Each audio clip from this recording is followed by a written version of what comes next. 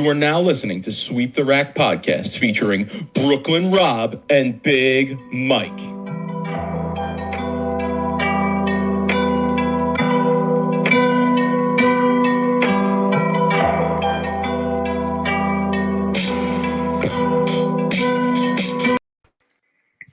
Rob, what's good, homie? Man, I'm excited. Sunday morning, I got my coffee, my big coffee. We got a good pre-show here for the Players Championship. A lot going on. Sending emails, invites, putting bets in. We got a lot going on, man. What's good? Yeah. So this morning, as of this morning, we didn't think we were going to be able to get bets in, and then I was on Twitter complaining about how the fact that we couldn't bet, and putting it out there that we still couldn't get odds, even though we have you in Nevada, legal gambling state, me in Jersey, legal gambling state, and we got another member of the corp, Bobby Kerwin, shout to Bobby, out in Pennsylvania. Still couldn't get odds, but we actually were able to get odds. I logged into Fox Bet New Jersey here not too long ago, and the odds did come up. Somebody hit me up on Twitter to let me know that the odds were available. I want to give that person a shout if I can find them here. Give me a minute. Mark Hogworth. Shout to Mark Hogworth. Cost us a lot of money, Mark. We appreciate you costing me probably at least a cool 100. True. So we did get some action in, Rob. Now Fox Bet limits the amount of action that you can put in, right? So they have, they max the bets that you can put in, basically is what it is. So we decided to put in a couple different bets here today, mostly based on the odds, I would say. I would say that these bets probably don't reflect our full feelings about how this show is going to play out. Would you agree with that? No, I mean, it's tough to bet against Kyle Troop because he's in the one seat, right? So the safe money would be on Kyle just because he's on the one seat. 4 to 5 one seats have won the last 5 shows. So you would be stupid not to put on Kyle Troop. But Mike, we like the odds. I want to make money for each dollar that I make. Like, I want to make more than if 50-50 money. So, to me, the good money should go, the smart money should go on the 4th and 5th seat, because we've seen it all throughout the last 5 regions, where someone makes a big run for the finals, like in the 5th seats, the 4th seats are making huge runs on this pattern, on this show. I don't expect it to be any different today, honestly. Simo, that's where the smart money's got to go, right? Like, he's going to get comfortable. So given that, right, you pointed that out in the corp group chat, right, where we were discussing what bets we might want to put in here. So we maxed out a bet on Simonson, okay, and we maxed out a bet on Tom Smallwood as well.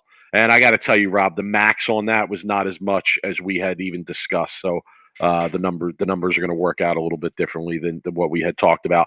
And then we also went for a max bet on Frankie Lavoie. Because we like his position, we like his odds.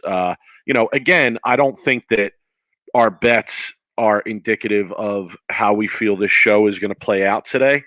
But in terms of where the smart money should be, I feel like those are 3 pretty good bets. Yeah, I mean, you got to take. I mean, you could bet really 4 out of 5 and play smart money because of the odds are pretty good. Frankie's got good odds. And I mean, look, you can't ignore what Richie Allen has done either. Last show, he's coming off a hot show, but let's be real. I think it's going to take a Richie Allen type, Bob Learn Jr. type eerie PA performance to run 2-3 matches in a row. I mean, you're going to have to average 260, 270 today to run the show, right? It's not going to be I don't know. 215. I don't know about that.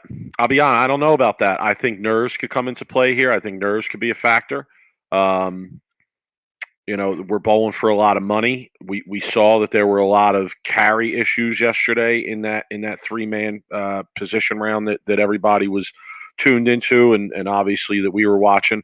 So I don't know. I got to be honest, Rob. I'm not as confident or I'm not as sure as you are that that we're actually going to see those high scores here. I wouldn't be surprised if some games are high scoring, but I would say as the day goes on, so be surprised if scores due to the pressure and the money that's on the line. And perhaps the transition too, right? We've kind of seen that in other shows. We've seen it hit in those later matches where the scores have really been high early on, and then the guys who made those runs in the ladder kind of hit that transition, and their scores kind of went south from there. So, but those guys weren't experienced. But again, with them being that easy. True. With them being as open as they are, right? I don't think it would surprise anyone if the scores are really high, and like you're saying, if it takes a Bob Learn type performance to run the ladder here. Okay, yeah. I really think that the lack of experience on the people who made the runs in the previous region shows hurt them when the transition. And then you had someone like Richie Allen, who is a seasoned veteran, right? Once the transition hit, he knew how to play it. He's comfortable on TV. And look what he did. It didn't slow him down in a title match. These are 5 players that are all experienced on TV, Mike. These are all veterans. Even Simo, who's 22, 23 years old, he's a seasoned veteran on TV right now, which is scary to think what he's going to look like in 10 years when he turns into like Belmonte's age, right? 35, 36. How many majors is he going to be, winning by that time? But anyway, Mike. There weren't one thing that I'll point out based on your comment there is there weren't many errant shots in that entire 3-game position round yesterday. There were not many errant shots in that show, period. Okay. So I agree that you would probably expect to see the same thing today. But with that said, while there weren't a lot of errant shots, there were clearly carry issues, right? Even going into that third game with Kyle Troop leaving that 7-10 yesterday in the position round. I mean, that could have been a monstrous bad break, right? It was a monstrous opportunity for the other players there. So, I wouldn't be, I'm looking for that. I'm looking to see who really is carrying well at the right times. A big break, a break in one of these matches can mean everything, because you like I said, I really don't expect to see many errant shots that miss the pocket or split opportunities. So if somebody trips a 4-9 or trips a 4-7-10 or messengers a 7-10, that it can't be overstated how big that is, because that may have been one of the only opportunities that they were going to leave it open, and then you're looking at turning 3 in a row open, 4 or 5 in a row to 8 in a row, right? And that's a big difference. So I know, and we saw some of those breaks yesterday, and I think we need to get into the seeding round yesterday, because that was it was so talked about, a huge seeding round yesterday where you had all 5 bowlers bowling on the same pair, and it was very interesting because it kind of played out how I thought it was going to play out to a certain extent. Everybody came out hot, right? Like, you knew there was going to be a lot of strikes on the board, and then you knew there was going to be some transition sometime during the 3 games. So let's talk a little bit about the seeding round. I feel like that needs to be addressed, because I think that could carry over into today, right? And personally, I feel like Kyle Troop, his entry angle to the pocket was just slightly different than the other players, where I think the other players were trying to curve the lane a little bit more, and Kyle Troop was really just putting the angles in front of him. He was using ball speed, and he was using his rev rate to carry, and I think that's what separated him. Him and Frankie. Right? They were Rob. You're spot on. Your analysis is right on. You kind of took my analysis away from me there. Those 2 guys found a way to stay straighter through the front part of the lane than the 100%. Other 3 guys. Okay, and that 100%. Made the difference, right? So, like, Kyle Troop's laydown spot in that position round yesterday never really got left much further left of 20. It might have been 21, 22 at some point. I mean, obviously, I was watching on the computer. It was a little bit harder to see. But he never really got much further left, definitely not further left than 25. Whereas, like you said, other guys were forced to get way deeper on the lane. And I think that did affect their carry. I think Kyle Troop with the exception of that 7-10, was able to create really good carry for the way he was playing lanes. And I would say the same about Frankie as well. He kind of played him straighter and kept that angle straighter. It reminded me, what they did yesterday reminded me of what Simonson did to Chris Kelso in that last game of the West region. Okay, where Kelso was playing the bigger angle and Simonson came in and decided to, with equipment choice and his skill, decided to play them straighter, decided to kind of trap the lane, not get it right to that hook spot. And that's what I saw those guys kind of doing yesterday. They were getting it a little bit more to the hook spot than he was in that last game. But yeah, I agree, Rob. And I'm interested to see how that plays into today, right? Because you're gonna have those three guys who are playing the bigger angles, bowling in the first couple matches here. Then those straighter guys are going to come in. Are they going to be able to do what they use that same strategy? Are they going to have to open it up and hook it more? I don't know. We'll have to see, but it's definitely. I got to highlight a comment here because that made me laugh, Scarlato. For sure. Dick. So Joe Scarlato says, Rob, weren't those called shim rockets when Big Mike and both competitively?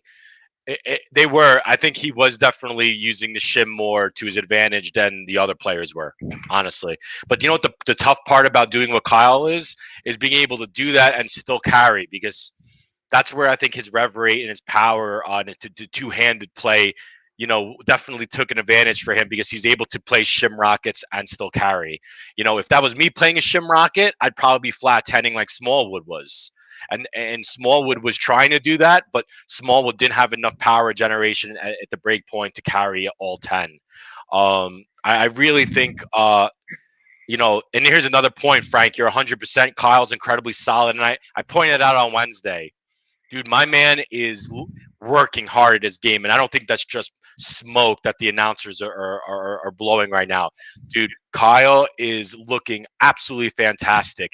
You could tell he's been working with Sean Ryan, who, Mike, we talked about Sean Ryan. We interviewed Sean Ryan, how much of a advantage he's having him on his staff compared to, Brunswick, right? And it's paying dividends for Kyle having a guy like Sean Ryan to be able to work with him, who probably, and I don't know for a fact, but I would imagine Kyle is been watching Belmonte, it looks like, because Belmonte is big in using the bottom half of his game. Like bottom half, I mean his legs. Okay. Belmonte, if you watch his fourth step, he's got the most power generated at anybody on the fourth steps. On the fourth step. Kyle now went from using a lot of his upper body now to bowling with his lower body. And boy, does he look good. I mean, it's really tough to bet against him today, but unfortunately, Mike, the odds are better for us betting against him. Joe Scarlato, I do still bowl competitively, and I did carry on the shim. Okay, I don't want to hear that nonsense. All right, I was good at playing the shim. I love the shim. If Wood Lanes and the shim were still around, who knows? Who knows where it'd be? Dan Dunleavy, shout to Dan Dunleavy, Rob, my former college Dan D, man. Dan D. He's got Dick Allen at plus 1,100 and Simo plus 800. Okay, all right, Dan. We like that Simo bet. We're on that as well. We have some money there. I'm interested to hear, especially from somebody like Danny. I know he's a degenerate to the fullest, I would say. Fox Bet, Rob. Can we talk a little bit about Fox Bet? I mean, Sure. They suck, yo. To put it plainly, it's terrible. These max bets, like 62.50 was the max bet on Anthony Simonson. Dude, they don't 62.50? Really? They don't want us making any money. Come on. I mean, Yeah, if I mean, hey, look, like, bowling is going to get to that next level, and we're going to make betting a part of it. And let's be clear, we've talked about it at length that we feel that is one way that bowling could really be opened up and have more exposure, is the betting side of it. You got to be able to bet more than 62.50, on somebody who. I feel like at this point you got to crawl before you walk, Mike. You got to crawl before you walk. Okay, all right. I'm willing to give them that. Since we're talking about odds, what better transition into talking to our man who's driving right now? He looks like you doing your video yesterday. But our guys, the Sam Rothstein of Sweep the Rack, and PBA West Region Bowler of the Year, I believe, was 2020.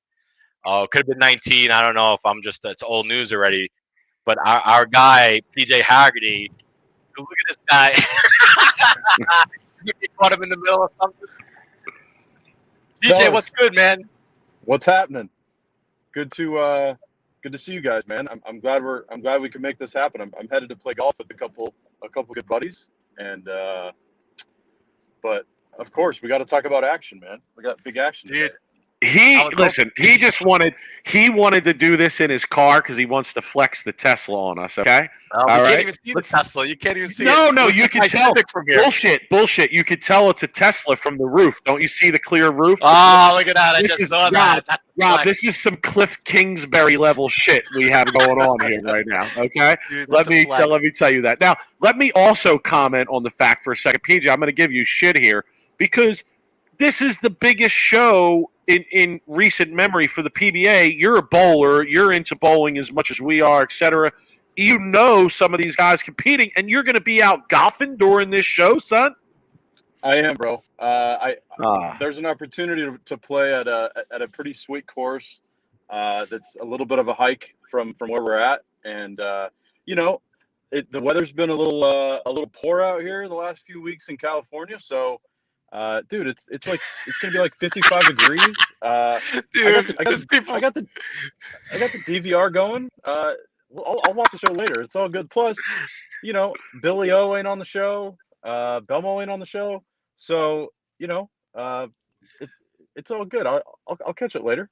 Plus, dude, PJ's talking about the weather. He's talking about the weather in California. People in Texas are dying. He's just like, the weather's been shitty down here. Yeah. Hey, I'm in Vegas. The weather's real nice here too, PJ. You'd definitely play some golf here too if you were here. Anyway, so let's talk some odds. We texted a little bit this morning, and I mean, what are you thinking here? I mean, you saw the Fox Bet odds. How did they compare up to what your own odds were for the show? Yeah, I thought they were close. I think the best bet is with Frankie, because it's really hard to win as a number one seed. We don't see a number one seed win all that often, even though in the series of shows that we've seen, the number one seed has done well, but historically speaking, it's hard for a number one seed to win. You often see the number two seed winning more than the number one seed. So I like the money on Frankie. He also strikes a ton in that building, and you guys have just talked about it, keeping their angles in front of him. And I think Frankie and Troop have done that the best. So, I mean, you don't think someone like Richie Allen, who just came off a 270 average, the smart money would be on him? Because I kind of feel like he's not getting talked about, even though he just pretty much almost set records in his last show. Yeah, I mean, dude, all these guys are studs. You wouldn't be surprised if any of these guys won. But yeah, Dick's performance was incredible. At the same time, can he continue that? Is that sustainable? Dick's a hell of a bowler, man. He's been a great bowler for a long time, but he probably also knows, dude, he averaged 270 last week for 4 games. Is that sustainable today? Who knows? Yeah. Also, yesterday, I don't know if yesterday was a fair comparison as to what today might bring, because there were 15 games bowled on that pair. So the lanes are going to transition probably a lot slower today, I would assume, because there's just so much less traffic going down the lane. So wouldn't you think someone and here's the deal, someone like Smallwood, who had a really good first game, and he's going to be on the first game in the show. So to me, somebody like Smallwood, who could get kind of comfortable early, could make a kind of a run. And I like Smallwood's action, honestly. Smallwood or Simo. I think the winner of the first match can go at least to the final match. And like you said, even though there's a history of people, not winning in the number one seed, I feel like that is going to happen today. I don't feel like Kyle is going to really make I don't know. It's a lot, but I like the smart money is on the 4th and 5th seed. To me, like that's where the smart money is playing because of the odds we're getting. Yeah, I again, and Smalls. I think a lot of things could happen. But with Smalls, dude, that guy's just sneaky good, man. He's been so good for a long time, and again, I wouldn't be surprised to see something like that. So, but then, bro, you say this, and then Troop Bowl 270, game 2 yesterday, and I could easily see him doing that again. So I feel like it's impossible to pick a clear-cut win. Yeah, 100%. Anything can happen. This thing, scores are super high. You never know, bro. For sure. All right, PJ, listen, we appreciate the quick visit here. We appreciate you checking in with us while you're on your way to play golf. We're disappointed to hear that you're not going to be watching the show and tuning in with Sweep the Rack for our commentary, but we hope you have a good round. The Tesla looks beautiful. The panoramic roof is extremely impressive. Good golf today, and thanks for joining us, bro. We're gonna let you go, and we're gonna get ready to check out the show here, dog. All right, fellas, enjoy the show. We'll catch up soon. Y'all be good. What? All right, Rob. Sam Rothstein, Sweep the Rack. He likes Frankie, Rob.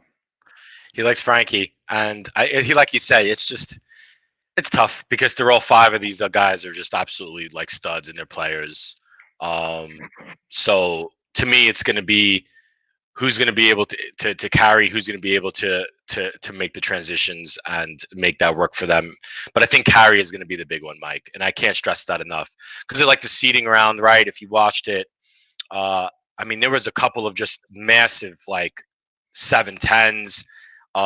And all it takes is a couple of frames, right? Where you go blowout 7, 7-10, 9-pin, and then all of a sudden you're behind the 8 ball, right?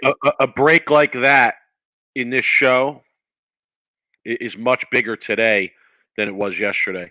So, yeah, I think, if we see one of those breaks, it's likely to be a difference maker in the match. All right, Rob, we got about 5 minutes until showtime here.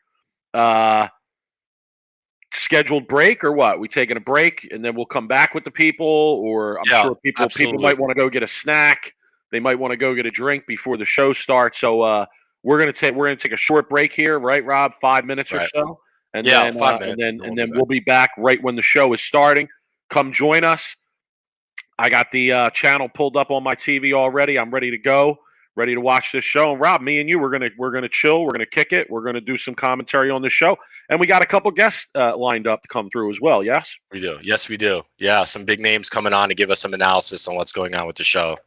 So, okay, all right, we'll be people in a couple minutes, and right when the show starts. All right, you guys go get a drink, go get a snack. We'll be back in a few.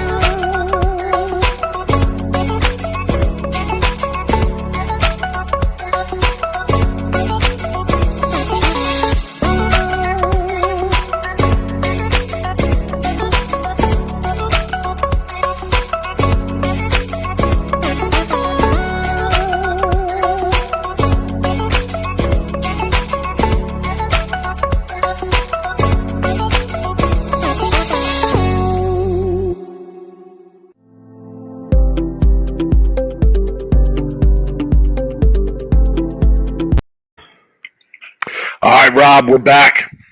We are back, and we are watching the intro here, the PBA intro, but it is on mute, Mike. The first time I've probably watched bowling in mute, and I am not unhappy about it. I'll be honest with you. I feel like if I don't have to listen to Rob Stone for a few hours, it's probably a good thing. I don't know. I've kind of been annoyed by him lately. So, Mike, we have a guest to start off our first match. And, I'm looking at him right now in the backstage. He's looking fresh, man. Got the fresh haircut mop. It's probably in a bowling alley. Rob, we have all kinds of guests planned for today. The people are in for a treat today. We're Sweep the Rack is throwing down today, Rob. It's our first live watch that we're doing for a PBA show. I'm excited. This reminds me, Rob, of like back in the day, Saturday afternoons, watching bowling with your friends, chopping it up, talking about the thing that happened on the show. So I'm excited here. All right, yeah. So let's bring on Mr. Matt O'Grady, the man, the myth, the legend, the OG mop. Talk to Matt here a little bit. Matt, what's happening, OG? Hey, what's going on, boys? It's good to be back on the show. Where are you at the bowling alley? Lake Wales, Florida. I'm right down the street from the Kegel Training Center. I have a scheduled lesson with Mr. Del Warren at 3 p.m. and I'm at a place called Beef O'Grady's. Got to watch the show. Look at that. Have a drink for us. Beef O'Grady's, not Beef O'Grady's. No. I saw that on Google. All right, so I had to stop. Okay, so we're getting ready for the first game to start here, obviously. So before it does, I'm sure, Matt, that you had a chance to at least see the results of the quality position round yesterday. Perhaps you watched it. You have any thoughts going into today's show about who you like or what we might see today? You got to like Kyle Troop. He's got one game to win. He's guaranteed $130,000 right now. And Oh, we lost him. Oh, man. Technical difficulties already. I guess the Wi-Fi of Beef O'Grady's ain't really great. I guarantee you the drinks are good. But wait, here he comes. We got He's back anyway. Again. I know. I guess the Wi-Fi ain't good at Beef O'Grady's.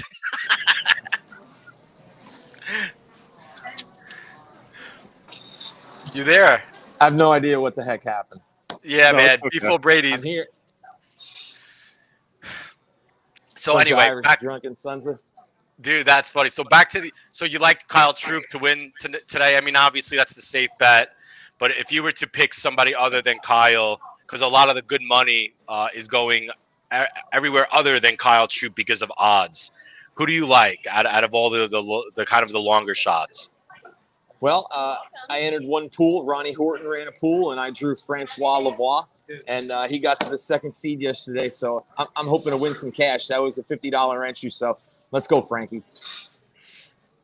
Okay, we max bet on Fox Bet on Frankie. We got a max bet in on Frankie of 200, and we got a max bet in on Simo, which was only 62.50. I think was the max bet there. And we got a max bet on Tom Smallwood, which I believe was only about $45. So yeah, we have some action here. As I said to Rob earlier, I don't really feel like where our action is indicative of how we feel the show might go. But odds were better. They're putting the odds up here on the screen now on the show. So you see Smallwood plus 1,100, Simonson plus 800. Dick Allen plus 400, Wah 250, and then Kyle Troop obviously minus, being the favorite in the 1 seed. So we kind of place the bets on where we like the odds. You got a little Kimberly Pressler looking good today, folks. As always, she's always looking good.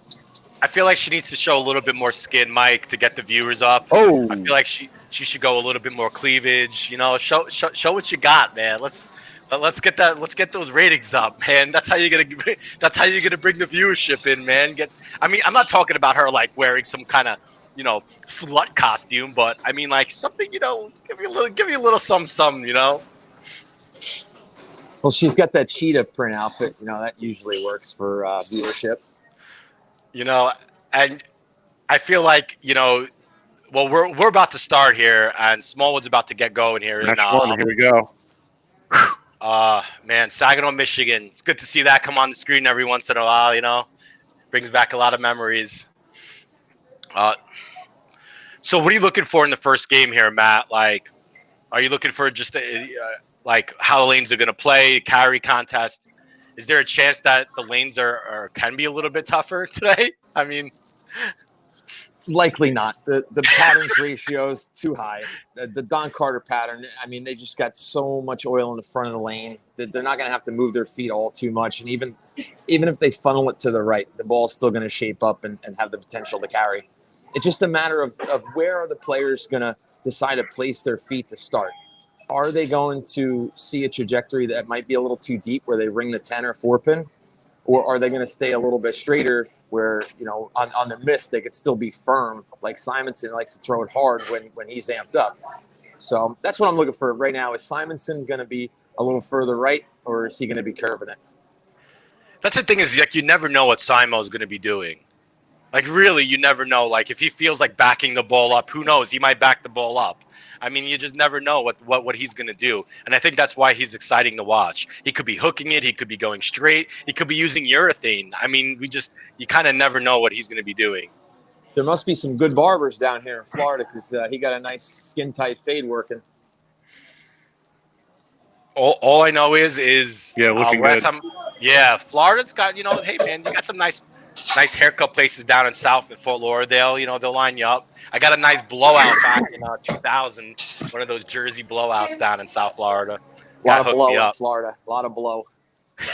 A lot of blow in Florida. Rob, we're getting word here in the chat that they brought the intros back for this show. Robert Hamilton is telling us that they brought the intros back. Come on, guys. Is this any surprise? They listen to Sweep the Rack. They, come on. Yeah, but they should have changed up the intros. So, of course, they're going to bring them. They should have changed them up, though. They should have done something different with they players. should. You're right. They should have different ones. But that would be a whole... They should have different ones. You're right. Especially for the guys that are... Simo was not happy with yesterday's performance. I know Jimmy from Ringing 10 actually had a video where they closed up on him during the picture, and he just looked absolutely miserable. And I'd be interested to see, like, him kind of, don't get me angry type bowling. Like, when I'm angry, I strike. So I'd be curious to see. Yeah. I've seen it firsthand. When that boy has a bad block to start, he punches, he kicks stuff, and that switch turns on in him. And then he'll go bonkers. He did it at Wayne Webb's Columbus Bowl one year at the Players. Might have even been the year that he won when he beat Belmo in the finals. He had a terrible first block. And then he went absolutely bonkers and probably averaged 50 more a game than he did in the first block. Simo leads off for a strike. Interesting. Simo starting with a trend. I don't think he's used that play. Yeah, I don't think he used that ball. He definitely didn't use it yesterday. I don't think he used that on the show that he won too. But obviously he was bowling in the late. Right, but yeah, I think he did. No, I'm pretty sure he did use it in the West show in the final game. Didn't he use the trend? I'm pretty sure he did when he played straighter. In the final match, right? He used that ball, I would imagine. Yeah, Yes.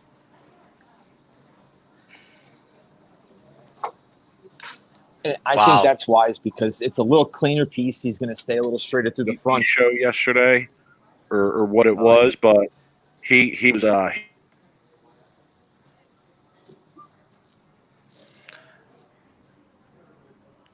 don't know. We're getting a bad connection. OG, you still with me?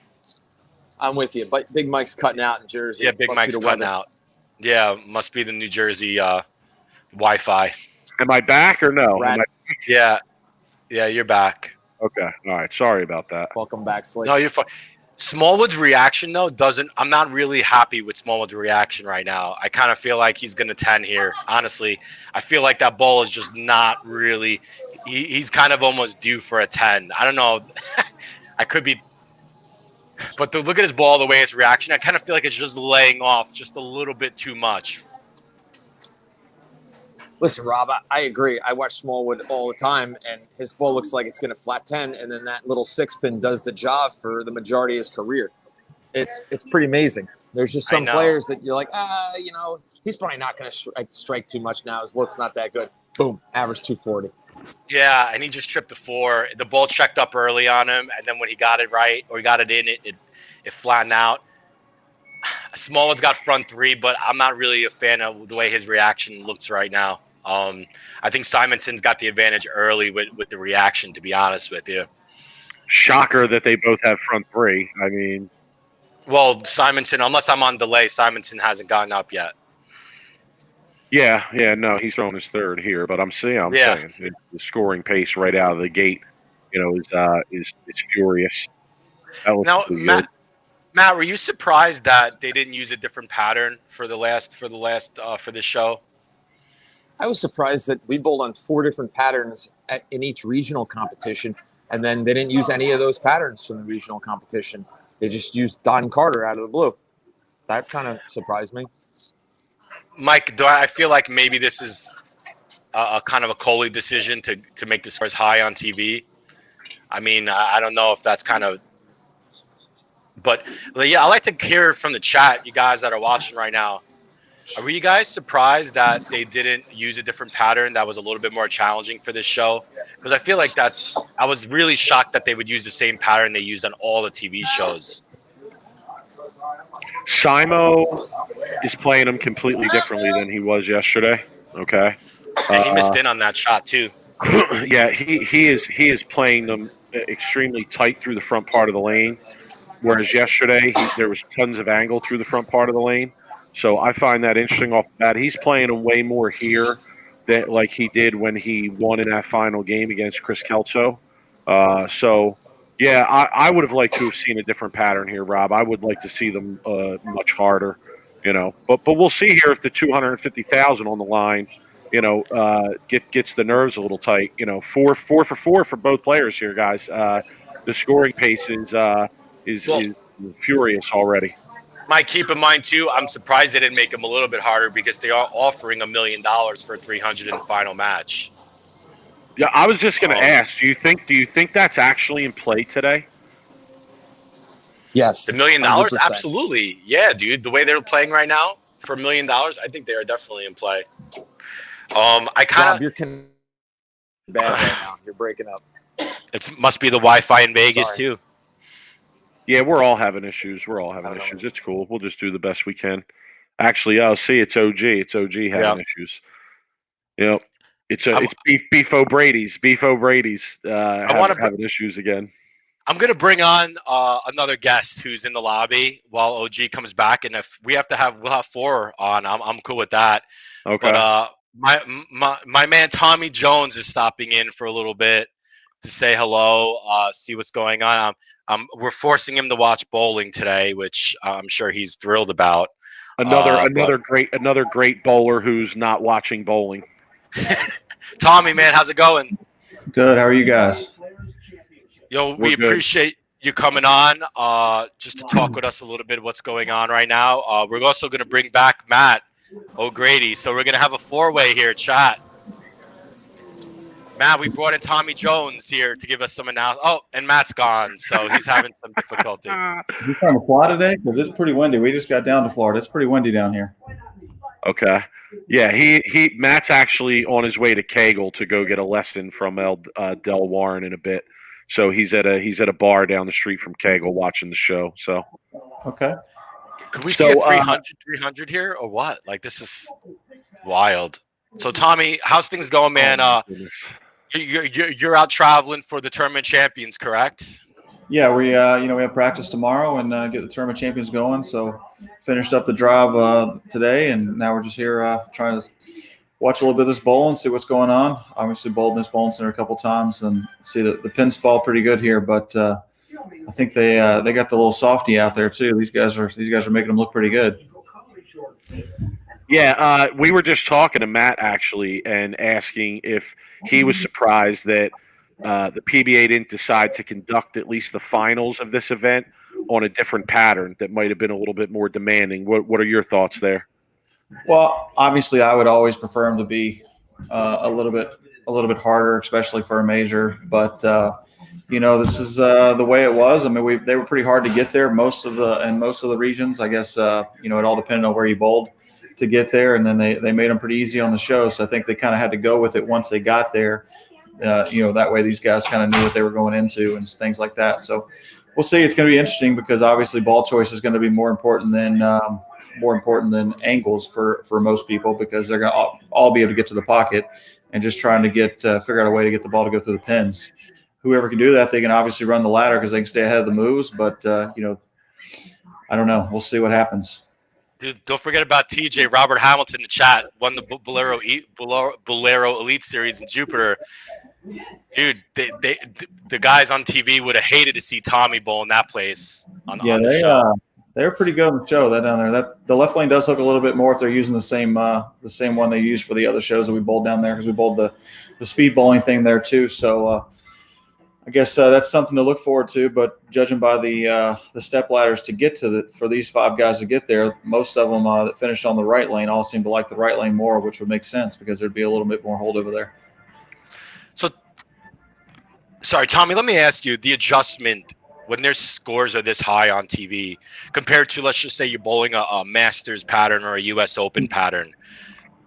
Can you talk about the difference in your adjustments? I mean, you're more looking towards how to get the ball through the pins compared to how to adjust and just try to hit the pocket on, let's just say, US Open. Was that fair to say?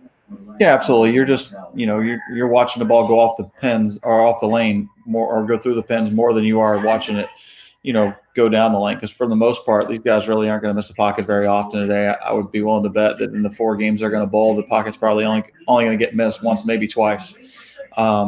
They've all been bowling. They knew they were about to bowl for 250,000. So I would be willing to say that these guys are fairly sharp and bowled quite a bit this last week. And I think it's already showing a little bit. You had one trip 4 by Smallwood, but the rest of them have all looked pretty good. And Simo looks like he's a little angry after his performance yesterday.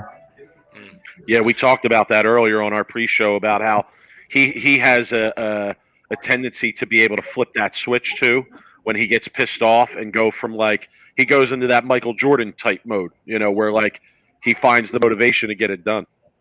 Yeah, he's like the newish Pete Weber kind of deal where if the angrier he is, the better he bowls. It's almost like something hits and flips, and whenever it does, look out, because it can look like he's not trying, and the next thing you know, he had 530 the last 2 games, and he went from being pretty much dead to right back in the hunt. And once he bowls 530 one time, look out, because his strike ball is second to only one person in the business.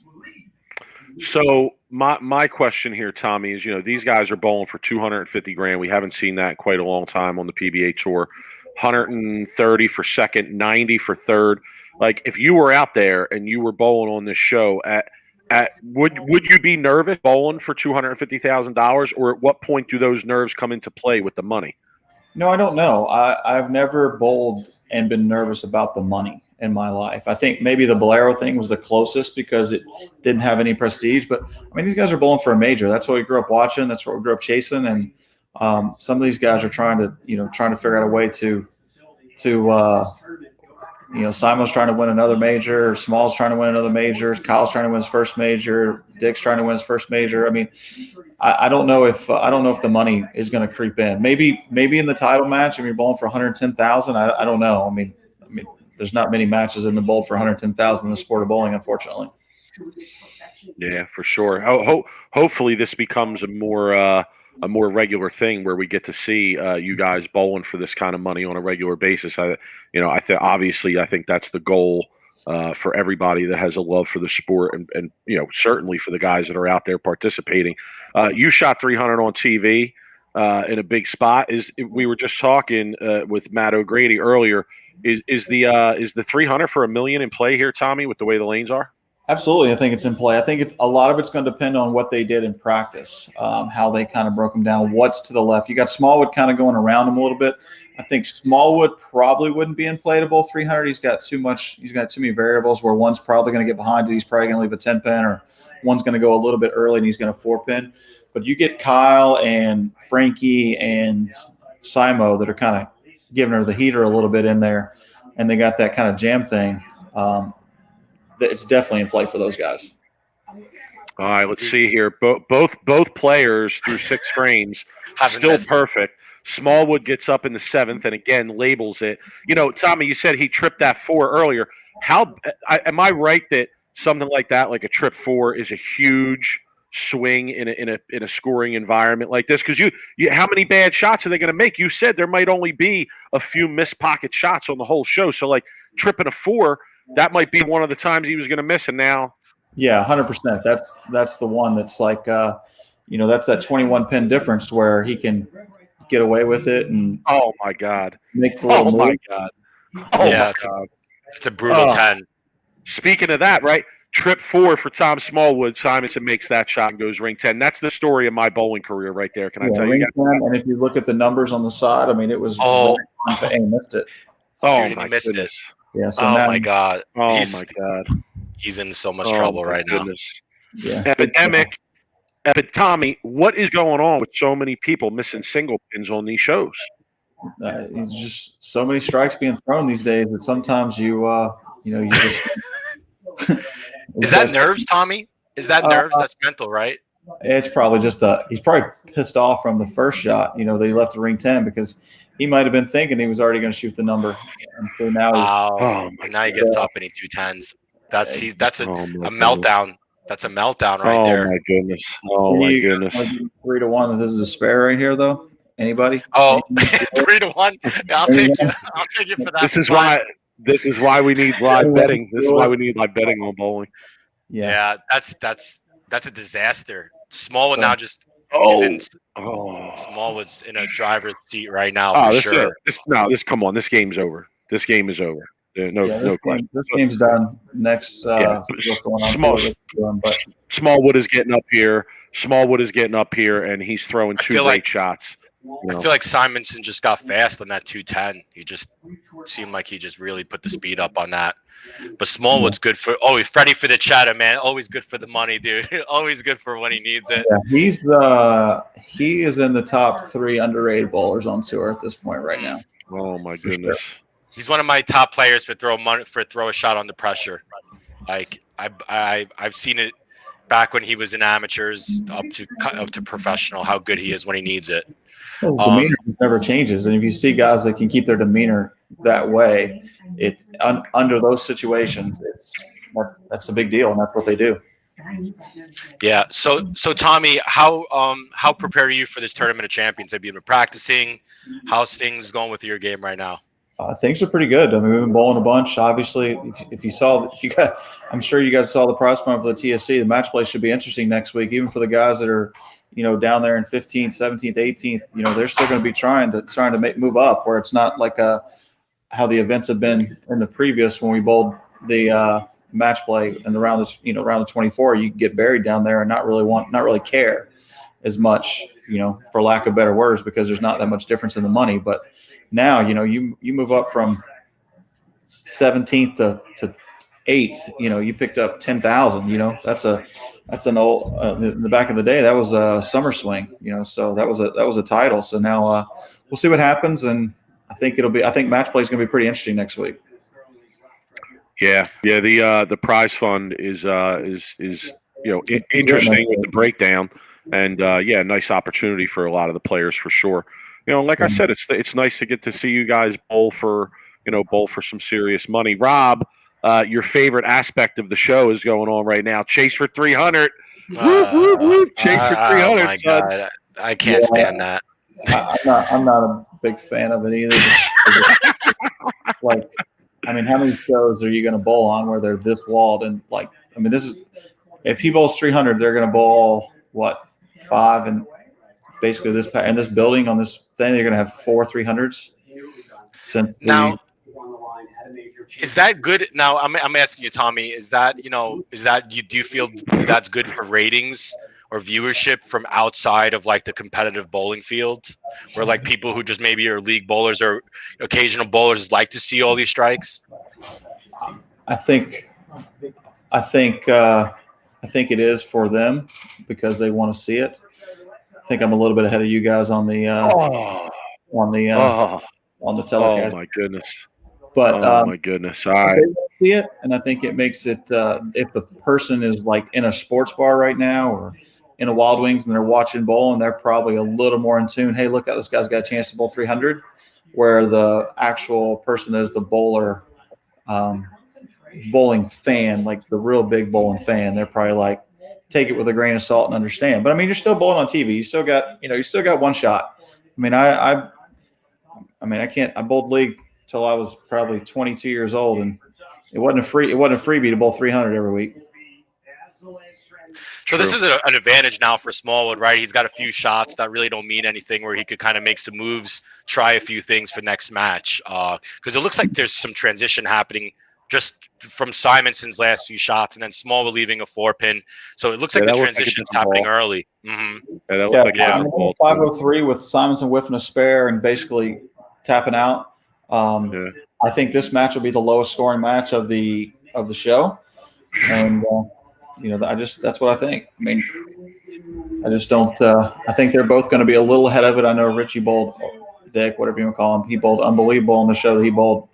That's no matter what you do to get up and have to double every game is pretty impressive, and he's pretty underrated when he needs one also. Yeah. Okay. So Tommy, 4 players left here. You got a favorite? I'm gonna go. Well. Kyle, I think, is probably bowling the best. He's been bowling a bunch. He is laser focused right now, wants to do it for mom and all those things. But I do believe that Frankie's the sleeper. Okay. All right. Tommy, give a shout out to your sponsors, man, who's supporting you out there. Yeah, I mean, thanks to Ebonite, obviously when the acquisition by Brunswick, they made everything great for us, everything. We have amazing balls. You've seen your boys. Billy's been bowling really good too, and all these things. So we're everything's good there. Vice, high five. Greatly appreciate all you guys do for me, and looking forward to get back on the lanes next week. Tommy, real quick.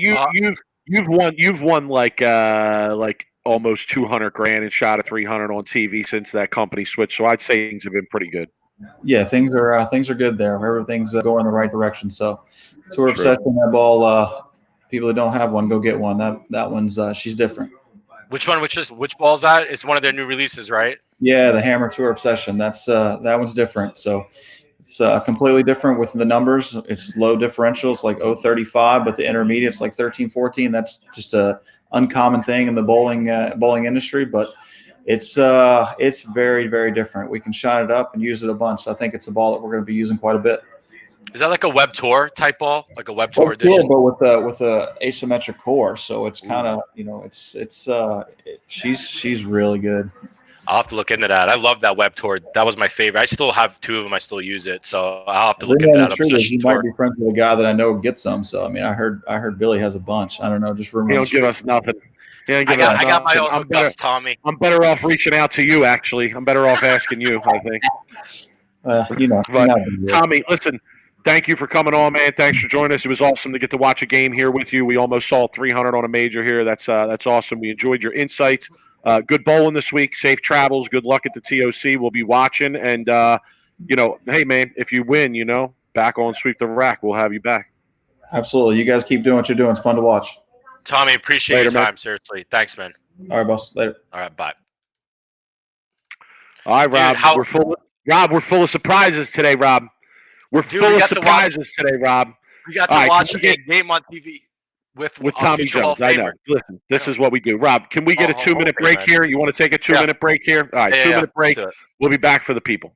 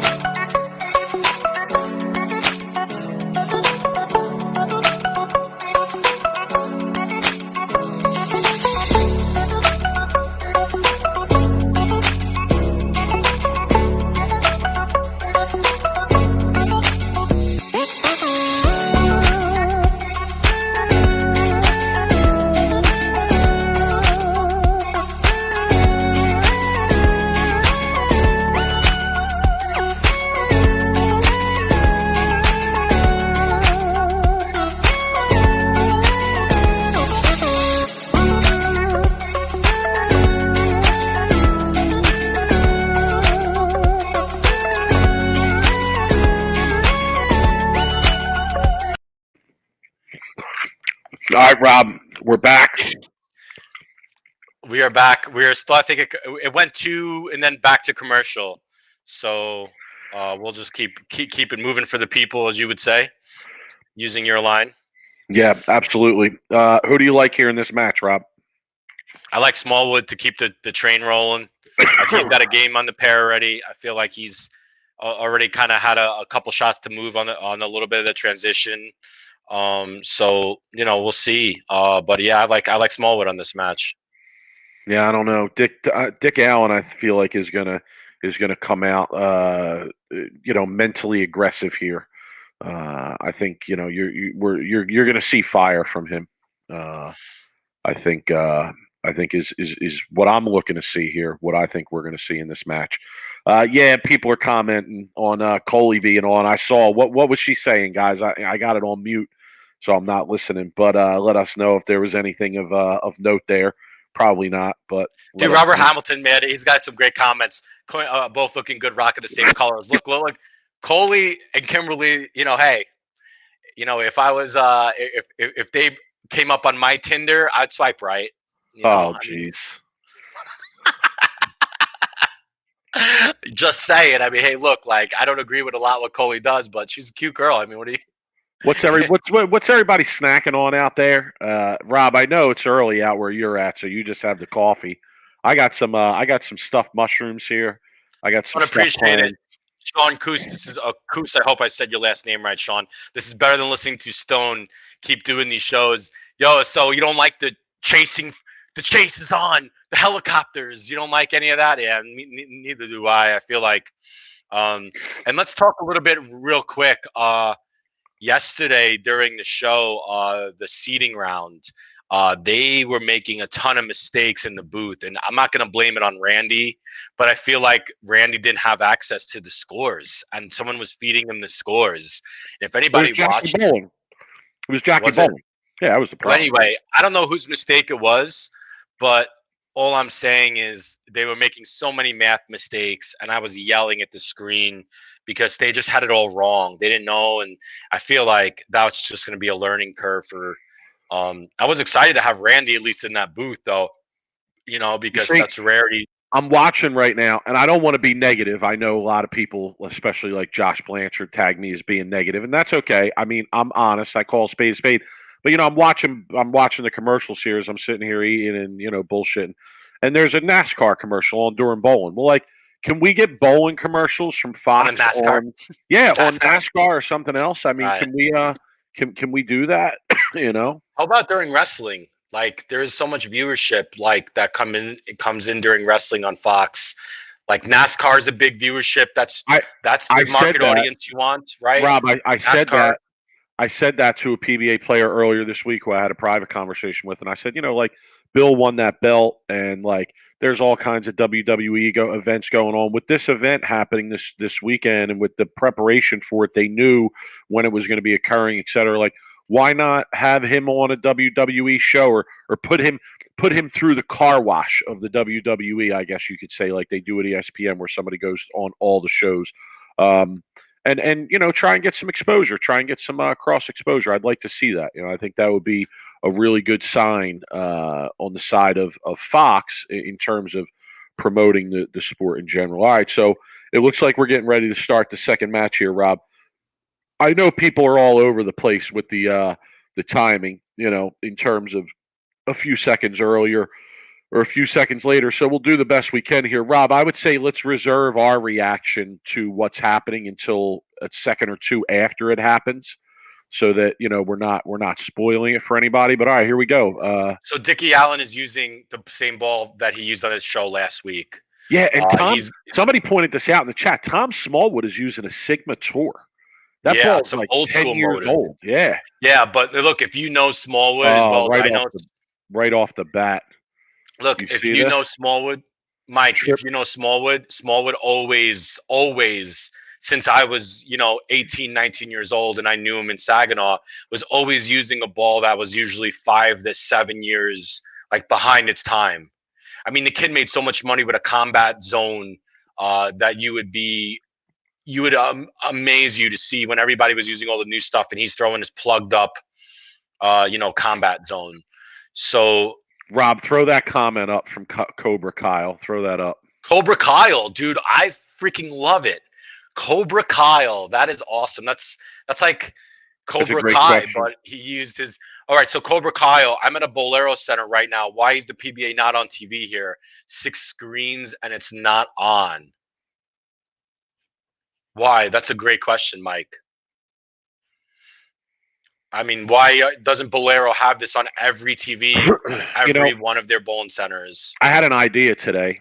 And honestly, like, it's getting to the point where I don't even want to put these ideas out there because I bullshit and kid around, but I'm serious, Rob. Like, at a certain point, the ideas that we put out there that are used, and there's a lot of them if you pay attention, should really be highlighted from where it came from. But nonetheless, my idea was that,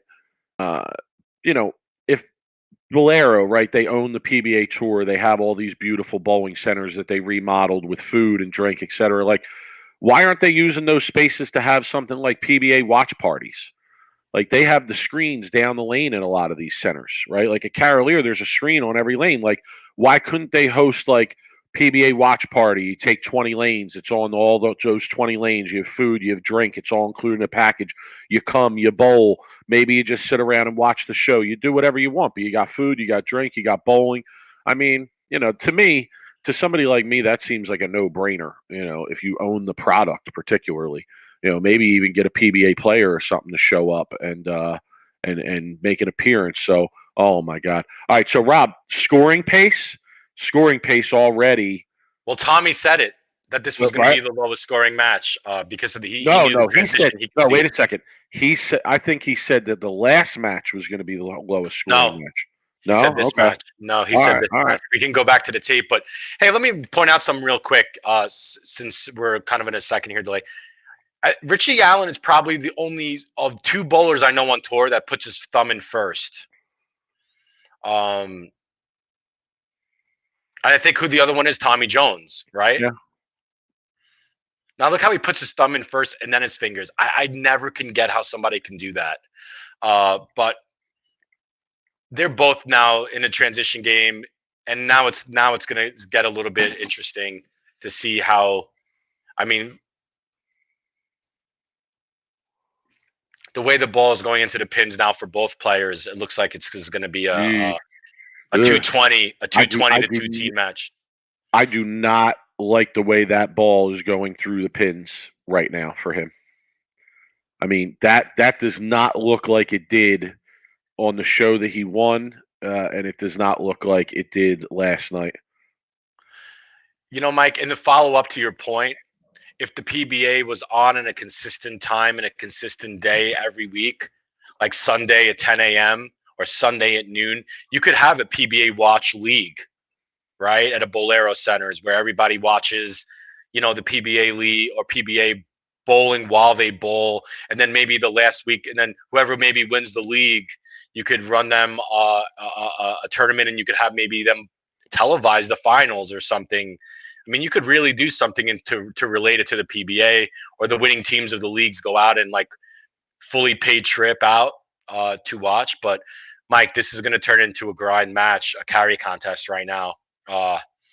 Just the way the transition hit, the way the ball is going into the pins, it's going to be a spare. It's going to turn into who could start creating string and doubles or triples. I'm going to go out on a limb. I'm going to expect Smallwood to make a move here. I'm going to expect him maybe to, like, in the next 2 or 3 frames, switch balls, move left. He needs to get something that's going to give him some better direction into the pins. They're even through 3 here. Am I correct? Yeah, even through 3. Okay. And Rob, let's tease the people. We're not done for the day, right, Rob? No, we're not done. We're not done for the day. Folks, don't only stick around for us. Stick around for the guests we have rolling through because, like I said, we're sweep the rack. We pull out the stops for the people, right? Yeah, we like doing this. We know you don't want to listen to Rob and Randy, so we're going to bring on people you do want to listen to because you don't necessarily want to listen to us the whole time either. I know. I'd want to listen to us the whole time, but I mean, Ooh, was that an adjustment by Smallwood there? Like, yeah, that ball seemed to me to be much deeper at the arrows than his other previous shots. Ball change. Dick Allen made a ball change. Ball He's change. using the new one. Here we go. New one. Ball change. Right after I said it too, right? Why is it that I can see it for everybody else, but I can't see it for myself? Like, I'll bowl a tournament with a bad ball reaction. Oh, man. Look at that. Very rolly. I'll bowl a tournament I'll bowl a 6-game tournament, have a bad ball reaction the whole time, but I'll see somebody else throw 2 shots and be like, "Oh no, you're using the wrong ball. You need to do this, this, and this," and they'll go on to like cash in the tournament or win the tournament. And see it for everybody else. Can't see it for myself. It's ridiculous. You know what though? The truth is though, what does this sometimes person keep putting on Facebook? Abdul Basar. What does he keep putting up from Facebook? I'm gonna block him. What's he doing? Come on, Abdul Basar. What are you doing? Jeff, here's Jeff. Jeff with the motive info. All right, we appreciate it, Jeff. I'm not going to flame you too bad. That's a Jackal Flash, Pearl version of the ball he was just throwing. Okay, all right. That's good info. I'll tell you what, that looks much rollier than for a Pearl version of the ball that he was just using. You know, maybe it's the layout. But yeah, I don't know if I'm a big fan of that switch. Yeah, I don't know. I mean, I don't know. I think he's got a better chance to carry if he executes a good shot with this ball. But I think executing a good shot with this ball is not as easy as executing a good shot as with the other piece of equipment he was using. But with the other piece of equipment, even if he hits the pocket, look, he's pulling it off, Rob. Right after you said he's pulling it. Now, is this a tape change? Or he doesn't like that ball? He's sitting on the ball. Maybe he just wants to warm it up. Smallwood's still staying with the same ball. He's just going to try to make moves with his speed and his hand. He's sitting on it like a hen sits on its chicklings. That's very interesting. I've never seen that before. Let's see what he does with that ball. Smallwood. Opportunity, I feel like, here. Oh, man. Rob, listen. We had him on Wednesday. We talked about it. You said it yourself. You know the guy. You've bowled against him a lot. I bowled against him. This dude is Freddie for the cheddar, bro. Like, you can underestimate him if you want, but that's your mistake. You underestimate Tom Smallwood, and that's your own mistake. And Smallwood is a sneaky good spare shooter, and I don't want to jinx him, but he is a really sneaky good spare shooter. But Smallwood is such a tough player. I can't explain it. He didn't like that one. Oh. I'm not going to show a reaction because I know I'm ahead of you, Mike, on the TV. Yeah, you are. You're actually a few seconds ahead of me. Yeah, so I'm not going to spoil it. So I know what happened. No, it's okay. It's okay. It's all right. Feel free to give your react. That's fine. Yeah, you seem to be like a few seconds ahead of everybody. What is that, Rob? You got to connect on the table, or? I'm in Vegas, dude. That's what we do. We're ahead of everybody out here. We're putting in bets before anybody even knows how to put in bets. It makes me think. Like, maybe there is something to that. Vegas gets the information just a few seconds earlier than everybody else. All right, commercial break here, Rob. I don't know. Smallwood is looking tough here. No, dude. Smallwood he looks like he's getting comfortable and he's able to. Remember we talked about keeping his angles in front of him and carrying. I think that's the key right now to this pattern. And right now he's keeping his angles in front of him. He's not, really playing a whole lot on the lane. He's not curving it, and he's carrying. And I think that's the hard part. Is that 10 is going out a little bit late. It's going out a little bit late. But I feel like you're going to see Smallwood if he gets this game in the bag. I feel like you're going to see try to make a ball switch. I think because I feel like he knows he's going to need better than 220 to beat Frankie and Kyle. I feel like he's going to probably need something in the 230s, the 240s. But the way the pair looks right now, I don't feel like a big game, like a 260 or 270 is essentially going to win it. That's just me. I think a 230s and 240s are going to be pretty good scores on this right now. I mean, what are your thoughts on that? I think that Smallwood's reaction looks good. I think his reaction looks good. Listen, I don't claim to be a bowling expert. I'm a fan. I'm watching the show like everybody else. Based on last night, what I saw last night was that the break point for these guys was very far right on the lane, it looked like to me. Okay. Whereas here on the show, the break point seems to be further left on the lane, right? So as you just said about Tom Smallwood being able to keep those angles shut down, I feel like the break point being further left on the lane definitely plays into that. So right now, I really like his look. I mean, Dick Allen, you don't want to come back from a commercial break and not be sure of what ball you're going to use, right? We saw him switch balls, then take the ball off the 100%. rack. 100%. This is not a comfortable position for him to be, and we've all been there. We've all been there, right? A lot of us bowl competitive events, and like you're in a win or go home situation, and you don't like your reaction. You made the wrong choice at the beginning of the game. You got to make a switch, and you got dozens of options to choose from usually. And listen, you're not always gonna be 100% convinced that the switch you make is the right switch. And I think that puts you in a really tough position mentally.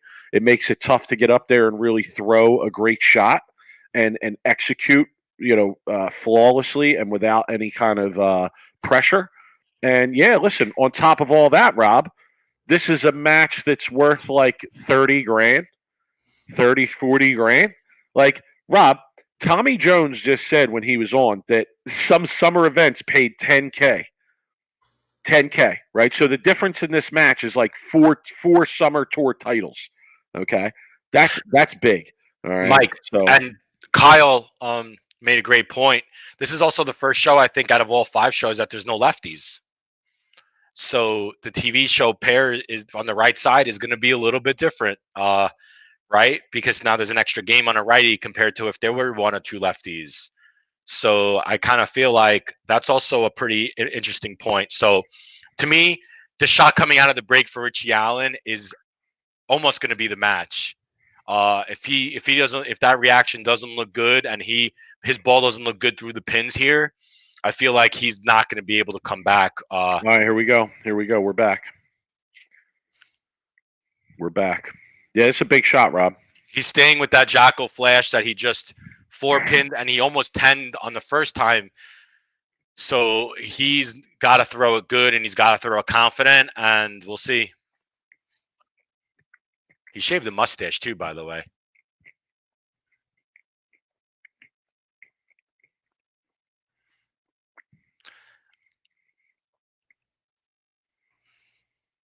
Ugh. I don't like that reaction, Mike. Ooh, you cannot be confident in that. Ugh. Was there no lefties on the? Was there a lefty on the Central show, Mike?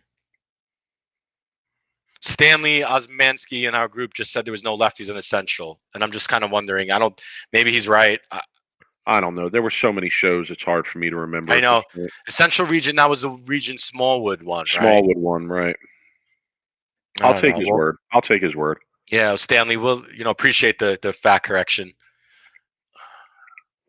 Should have never shaved his mustache, Mike. Jeff, if Jeff is still here, Jeff, this ball looks like a dog, Jeff.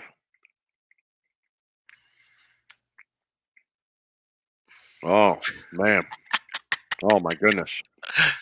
Yeah, he got that in, though. But see, that's what Smallwood – see, that's the difference. It just stayed. I was shocked by that. That's the difference. That's the difference. See, Smallwood is meaning, oh, Richie. Oh, fucking dead. Oh, my God. Oh, my God. What did he do? Oh, my God. Dude, oh, my God. Oh, my God. Oh, my God.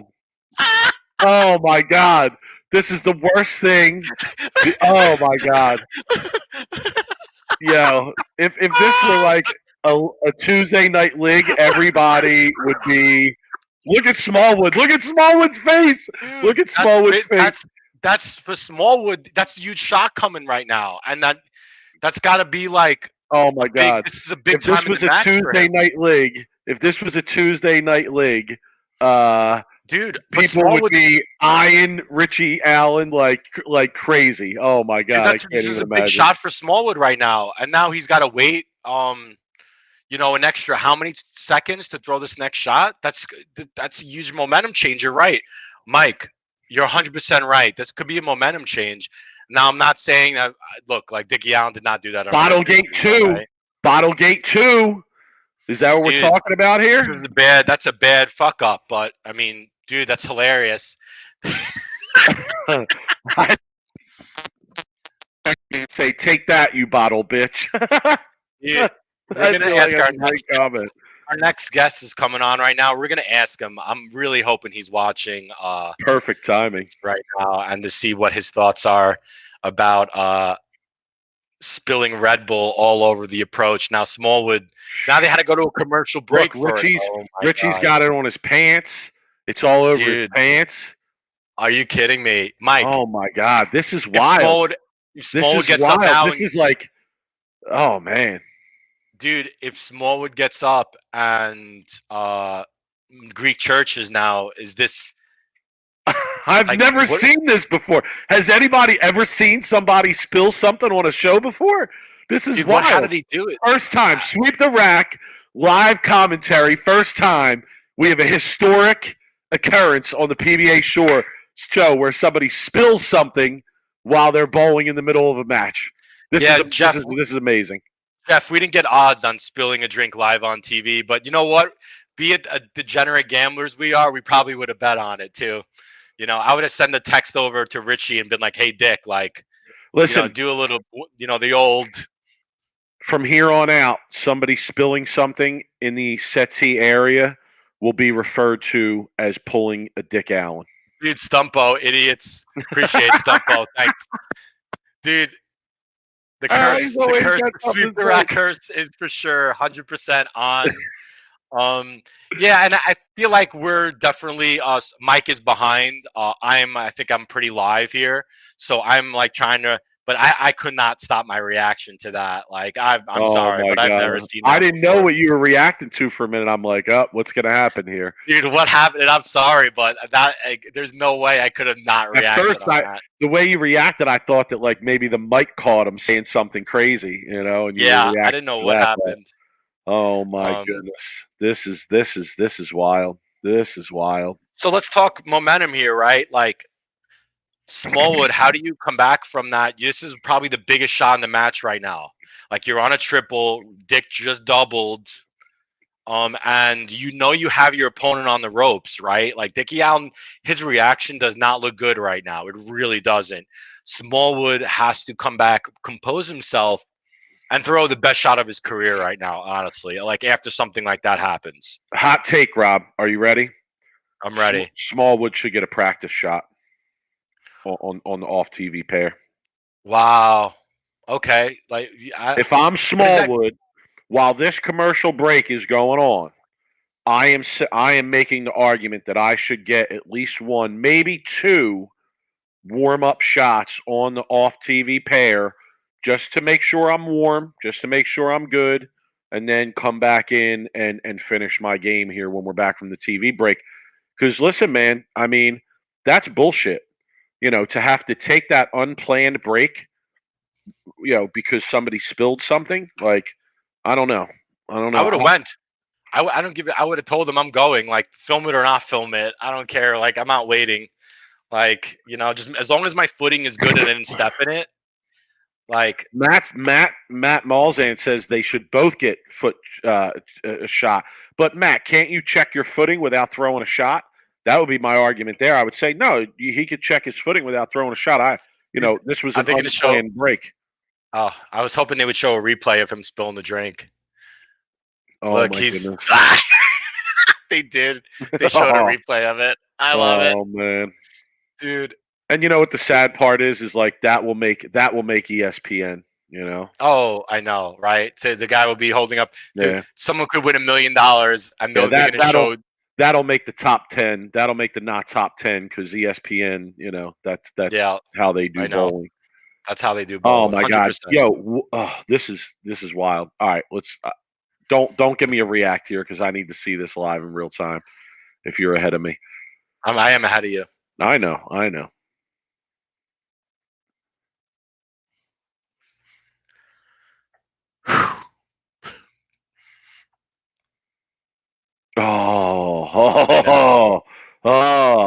Dude. Oh, that's a big swing in the match. That look that he just had after that shot to me, that's like Tom Smallwood really pissed off. Yeah, I don't know. Man, he's got to focus now, and make the spare. Honestly, man. This is a and listen, how long's it been since Dick Allen threw his last shot? And if I'm Tom Smallwood, there's no question I'm taking a re-rack here. Re-rack here. Is he going to re-rack here? Come on, Tom. He should re-rack. Re-rack here. I would make him really sweat. Gotta take a re-rack here. He's not going to re-rack? Oh, no, my God. That's a terrible decision. That's a terrible decision. I got to text him and let him know he's got to have a little bit of gamesmanship there. That's a terrible decision. Take both re-racks, Mike. No, I definitely would have taken one, though. No question. 29-59. Oh, my God. He's down by one now if Dick Allen doubles. Oh, my God. Oh, my goodness. Oh! Trip 4, man. Trip 4. I would have given it to him on that one, boy. Wow. I would have given it to him on that one. Oh, man. Tom Smallwood is a better guy than I am. Yeah. Okay. So now let's see what Richie Allen does here. Been a while since he's thrown a shot. Reaction is questionable. It is questionable. Oh, yeah. Oh, it's questionable, Mike. That ball's not giving it to him. That 6-pin looks like it was paralyzed. Dude, it's only a 10-pin match, but Smallwood's on a strike right now, so I don't like that reaction, Mike. He's got to get out of it. No, it's a little late. No, it's not late. Yeah. And then, I know. Crazy, right? He's stuck on his own Red Bull. That's wild, man. And he's going to take a re-rack. See? We have to bring on our next guest here to talk about the Red Bull Gate. Red Bull Gate, we're going to call it, because I know he knows a little bit of something about Gate. Yeah, we bring him on. He's cracking up laughing, yo. Mr. Sean Rash, are you watching the Red Bull Gate right now? Man, I'm watching. I literally just got back to the hotel and missed what happened. I've had like 3 people text me. Can you believe what just happened? Oh, my goodness. The last text I just saw was, can you believe Randy brought up an old instance? And not surprised, but whatever. Dude, we're watching live, obviously. I almost fell off the couch. I was laughing so hard. Like, I turned red. I can't wait to see a replay of me just dying laughing. Because, like, the completely momentum changed because they had to go to an unplanned commercial break, and it was a big point in that match. But what do you think of? You've been watching. Richie's reaction isn't the greatest right now. I don't think. I think Smallwood's got a. Yeah, I mean, we're going into the 9th and 10th. You know, Destiny's in Smallwood's hands, regardless if he strikes here or not. You know, he can strike out 4 stick to strike out the tie. But you're way ahead. Hey, my goodness gracious! I know we're all. Mike's even ahead of you, Sean. Florida's about my goodness gracious. Yeah, I haven't seen the 9th frame yet. You know. Oh, wait. Well, just hold on a minute. Oh, God. Oh, my Holy goodness. Crap. Oh, man. Oh, what is going on in this match? That Red Bull Gate completely turned the whole. It changed the entire landscape of this match, yo. Yeah. Oh my God. Oh my God. This is going to be talked about for years. Oh. And he's looking down. Oh my God. I'm guessing I he don't know. based off of Mike's. But the way I'm sorry. Sean, he looked down at the approach too after he missed. I'm sure he probably sticks. Oh my God. Oh my God. I think. Can I just point out how it's amazing that we're here and we have Sean Rash on and he has the show on and Belmo's on the show. So we have Rash and they got Belmo. So how you like that? Sweep the rack. We're in the building, baby. Let's go. Sean, I feel like the question here is this a reason that perhaps bottles should be used? I know you might not be a fan from past experience, but this might be real evidence to use bottles. Oh my! Oh. I can tell you this: since I've been on a few shows in the last couple of years, even though everyone thinks I haven't, we've used 3 different water bottle types. The one they're currently using right now is not good. Oh God. Oh God. Oh God. Yo, this is one of the most dramatic swings I can remember at a PBA match in some time. Rob, Tom Smallwood was on the verge of ending this match before that spilled drink. I mean, he gets up and doubles before that spilled drink. This match, for all intents and purposes, is probably over. And huge swing here. Oh my goodness. Oh my goodness. Yeah, these certain things happen for a reason, and definitely not a good thing for Smalls, but all he needs is 9. Does Dick take full advantage of the opportunity he's got himself? Oh my goodness. Yeah. I'm just like speechless right now. I wonder what Richie Allen has said. What I would love to have been able to hear what he said after that shot. Like, I mean, I wasn't a big fan that he shaved the mustache. I feel like he jinxed himself instantly. He should have kept this.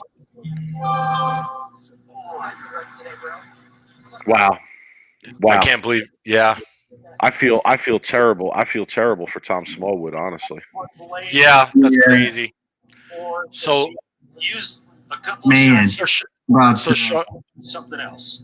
That's crazy. Sean, what are you thinking for next match here? You got Richie Allen going against Frankie. I mean, you gotta like Frankie's chances here, right? Like the way like Richie's ball reaction looks right now.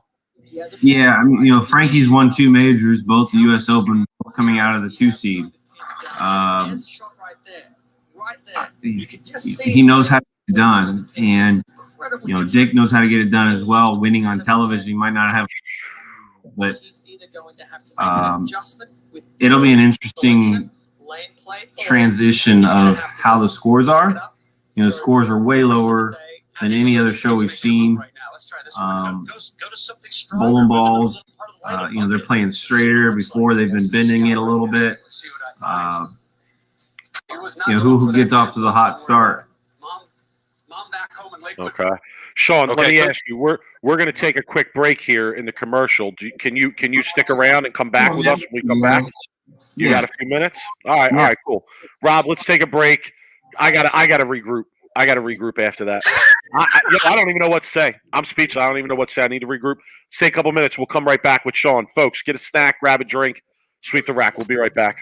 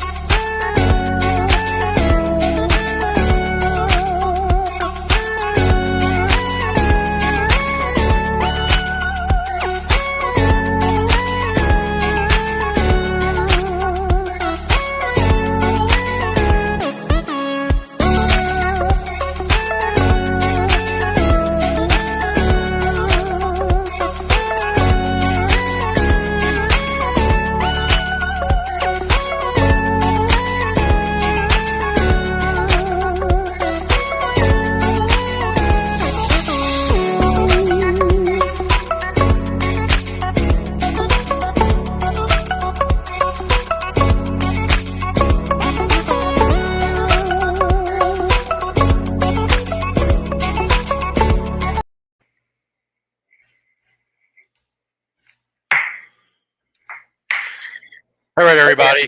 Mike is taking a long break there. So I'm back. you're back. I'm back. I think Sean is having some connection problems, so Okay. I saw him kind of bounce in and out. But crazy start to this match, Mike. I don't know if you've caught it yet. Oh my God, I did. I just saw.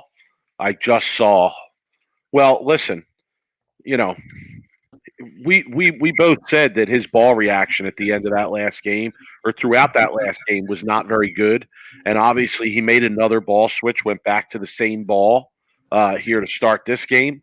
So obviously we're right about that. He's kind of unconfident in his ball reaction here. Sean, and we see. Let me ask Sean here. What do you do right now if you're Dick Allen?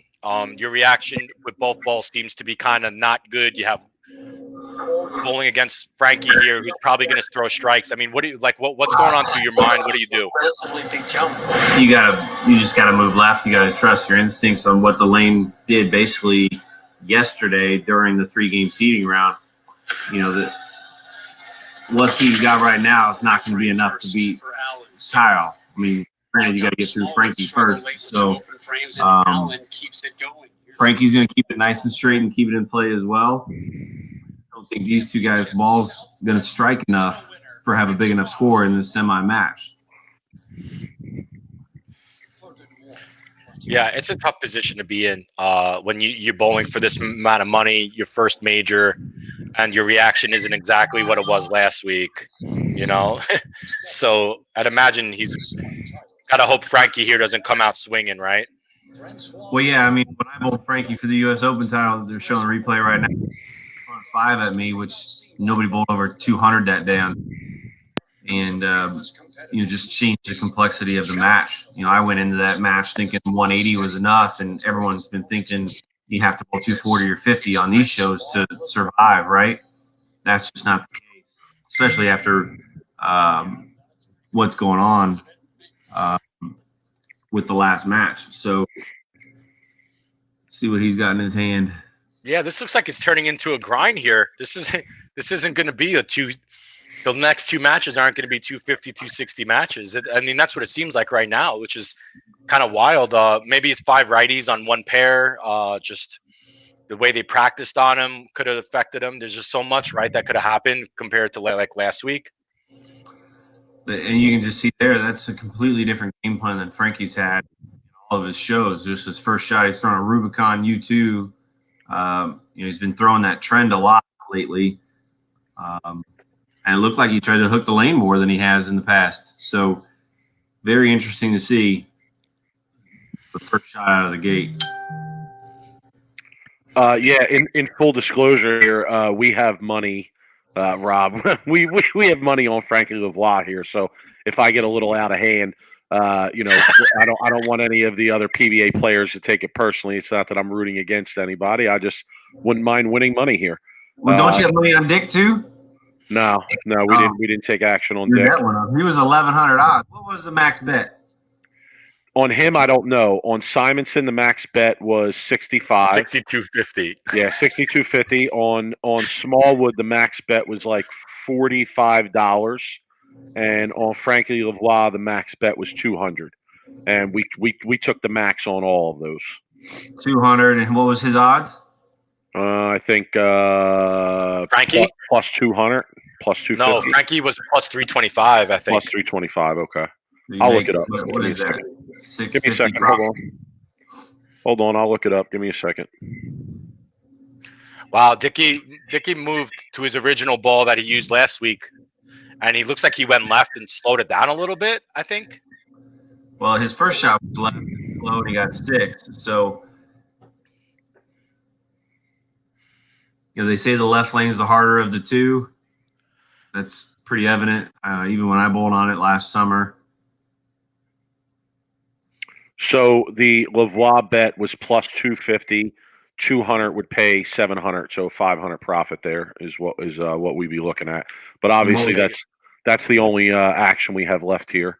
You don't have Troop. Oh man.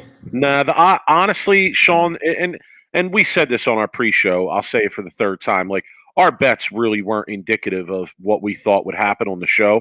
It was more based on the odds. in the max betting situation. So Kyle Troop was minus 250. I mean, the odds aren't real great there to be able to put a confident bet in on that. Plus, Rob, we shout to Kyle Troop, much love, friend of the show, obviously, but we put a bet in on him, a large bet in on him against Pete Weber in one of the shows over the summer, and we lost that bet. So yeah, I think I'm a little fearful there after that. So like I said, all love, but people know how the gambling thing goes. Well, here it is. Being gambling, so true. Being a Jet fan, I know you have to bet with your mind, not your heart. Because if you bet with your heart, you're probably going to lose money. So I think that's a smart way to look at it. I'm not going to bet the Jets because I love the Jets. I'm going to bet them, bet them to lose because I think they're going to lose because I want to make money. So I think I got duped on the last bet with the strike derby because we bet thinking that there was only going to be bowling on one lane, and then you guys bowled on 2 lanes. You really fucked up that over and under on us. Went from 2 to 3 lanes. Yeah, it really changed that. I had the under all day. If I could have bet, it would have been the under all day. Yeah, and then ended up being you guys were bowling on like 2 or 3 lanes, and I'm like, the under had no chance. It was like double. It was like double the under. It wasn't even close. It was ridiculous. Dude, let's talk here. I know I'm a little bit ahead of everybody, so that open in the first frame looks very big right now. Yeah, because place to do it though. It is. Frankie looks good. His reaction looks really good right now. He's playing him kind of the way Smallwood was playing him, but he looks like he's using a stronger ball. That Smallwood was using a weak ball, that Sigma Tour, compared to that Rubicon UC2. Yeah, one's solid, one's pearl. I don't know enough about either one of them to give any indication on what the ball may or may not do. But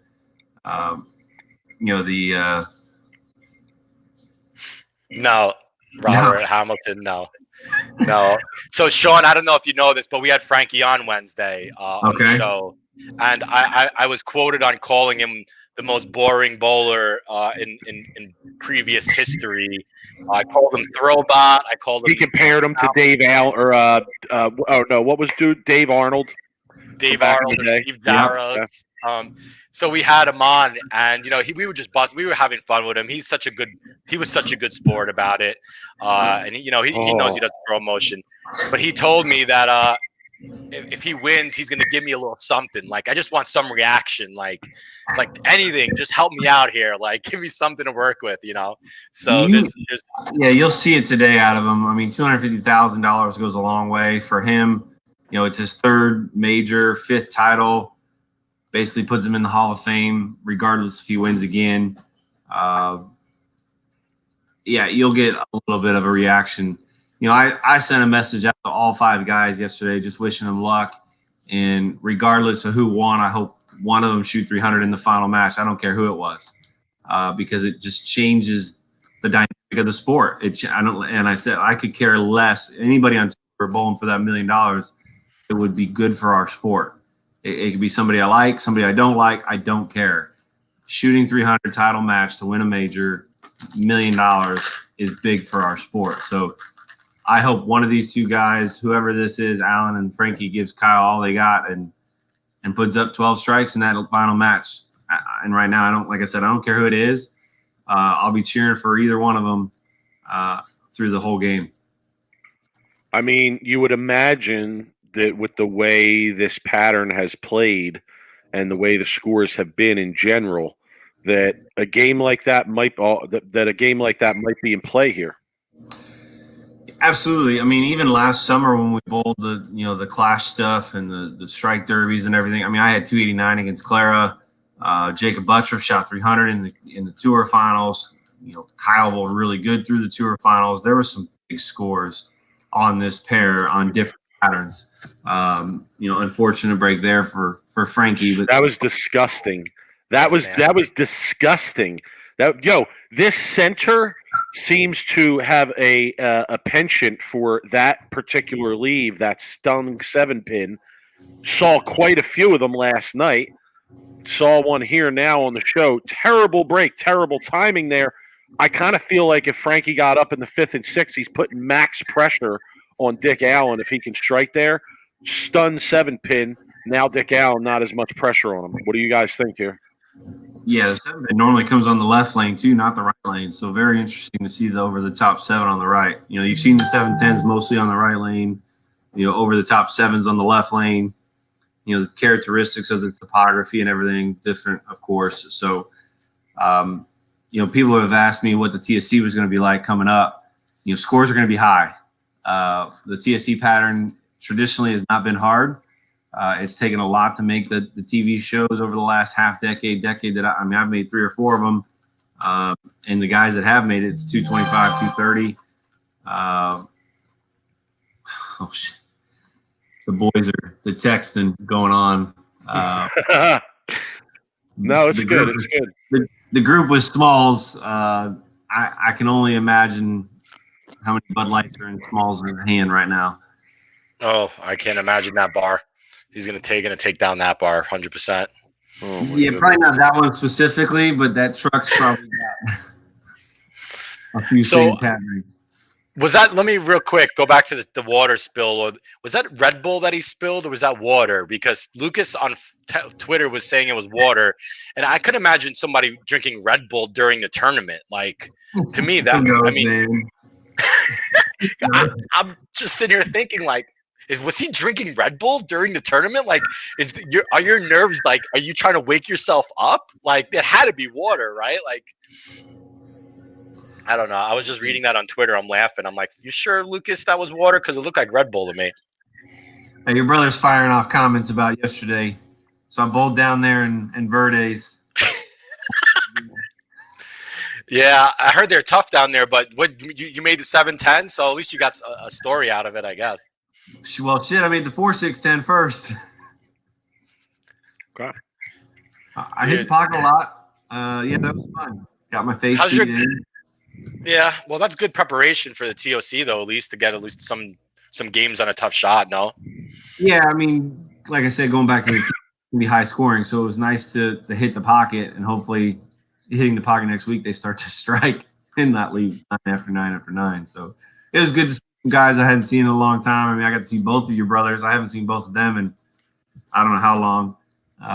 Dude, I haven't seen them in years because of this whole pandemic thing. So, like, you saw them probably more than I've seen them.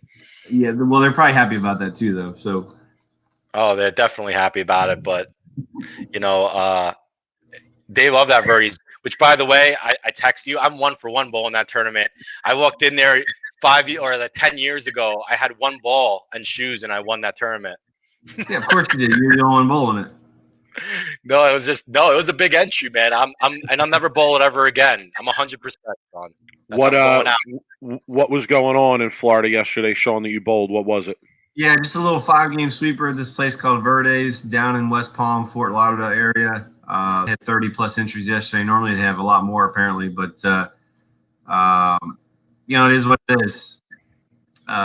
Just some practice, some good games. Wanted to get loose. We're not allowed to be in the building today and tomorrow, apparently, until practice session on Monday. So, I came down a couple days early to get the body ready for, the warm hair and the humidity and everything else, and get out of the cold. So. Yeah, we also saw that you stopped at your new sponsor's house on the way down too. Tell us a little bit about how that came about. I mean, listen, I got to give you credit, right? Because I'm just right. We know him behind the scenes a little bit, right? So like when I saw that, I thought, shout to Sean, because Sean's the only guy who could go to Tony Stewart's house with a whole group of PBA players, and he ends up getting the deal with Tony Stewart and getting the sponsorship. And, I'm just saying, right, take note of that, people. So, Sean, tell us a little bit about it. How'd that come about? What's going on with that? And obviously you stopped by. So, that must have been cool. Yeah, so second time at his house. I've only met him really twice in person. I talk to him almost daily now. They're actually doing a reveal right now for his Supra boat that is being done on Facebook Live with Pro Sport. Water Sports, I think is what it's called. His girlfriend Leah did hers yesterday, and got to meet her the other day as well. And they're actually going to be down here in Florida next Sunday for a week doing some testing. And I'm actually going to go watch them test and see a little bit more and get into it. I mean, I'll be the first to tell you, and I told him, I have no clue about a lot of this stuff with NASCAR. Like, I'm getting into it, of course, a major sponsor and whatnot for me now. And, the opportunities they're endless if things go right, and like you said, when I talked to him last March, thankful for Go Bowling inviting 6 of us down there to his house and do a little exhibition. But, I just wanted to stay in touch. And he actually sent some messages through the summer when I was bowling the King of the Hill and the Tour Finals and the Clash and all that stuff. And he was like, hey, man, nice bowling. That was pretty cool. And, then I won in Virginia, and he texted me. He's like, hey, we're watching you live right now in the PBA League stuff. And, just been able to talk to him about bowling and travels and sponsorships. And he gets it. When he started his career in NASCAR, it was kind of the same way. It was like, hey, I'm a small fish in a big pond.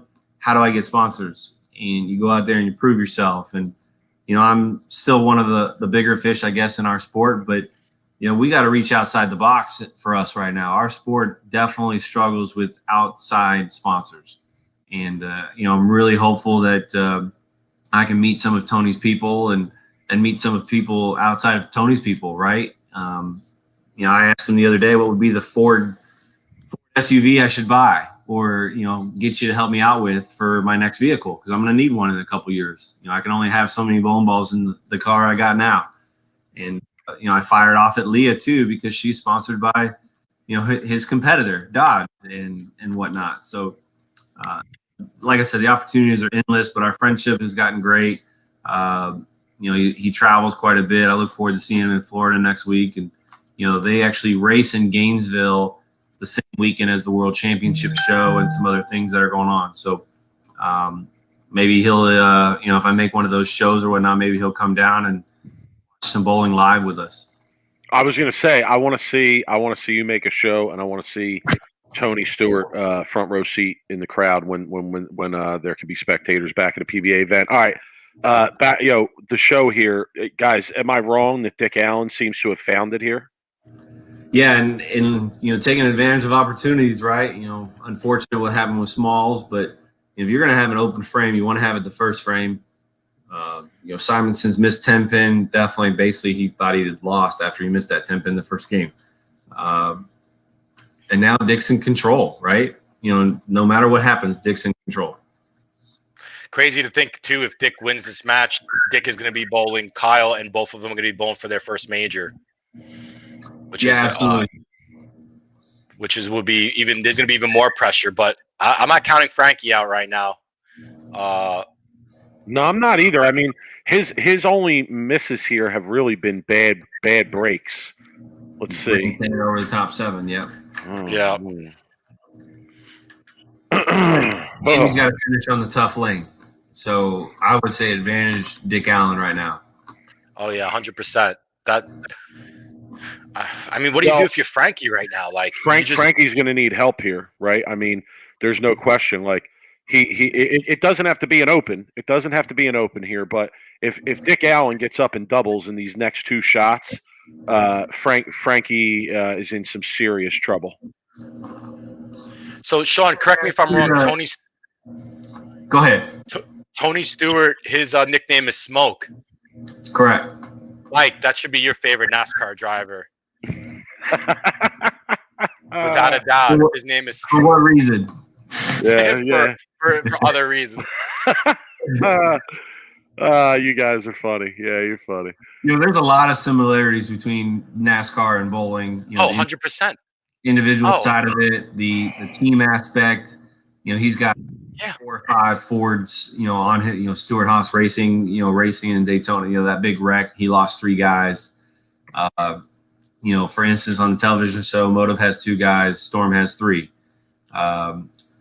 End of the day, Storm doesn't care which one of those 3 wins. They just want one of their Storm guys to win. Same thing with Dick and Smalls. Brett Spangler and Motive wants, they would prefer them bowling each other in the title match. But if one of them are in the title match, they have a chance. That's all they want. This is huge. That's a good point. This is huge. This is the shot of the day right here. This is the shot of the day right here so far.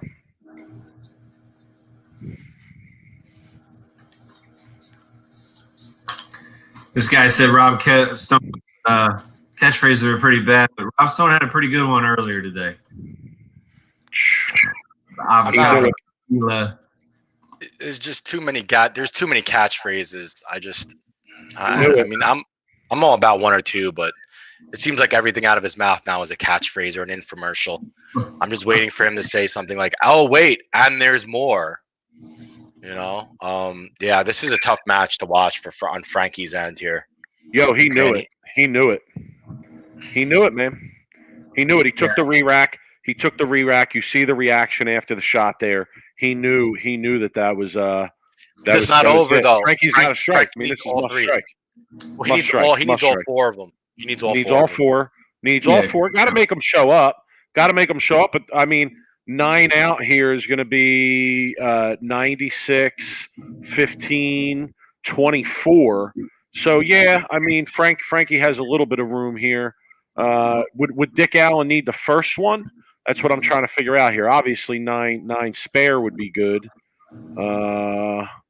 We got 38 and 57 max, so yeah, 9 forces a strike. Okay. Well, I mean, listen, they just showed that Facebook meme with Dick Allen in the clutch, based on that last show. You know, I am the arbiter of clutch, as nominated by none other than Bill O'Neill.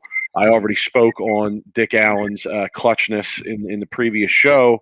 I really don't think that even forcing him to get one here is – I mean, listen, something can always happen, right? Bad break, ring 10, etc. We talked about the Sting 7s before, but forcing him to get one here with the way they are, I don't know. I mean, that doesn't seem to be like a huge mountain to climb.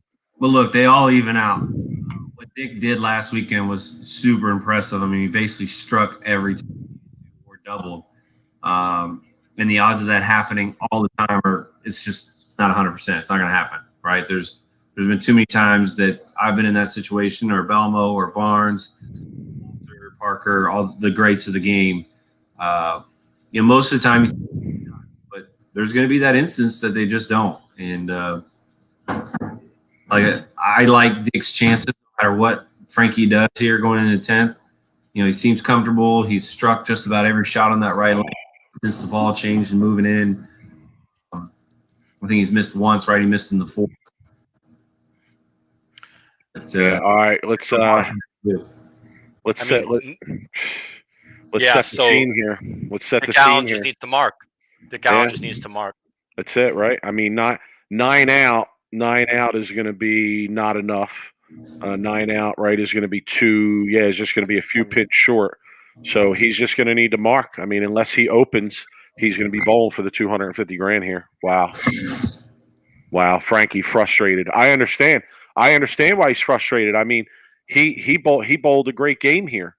You know, his only misses really came from bad breaks. Oh my goodness!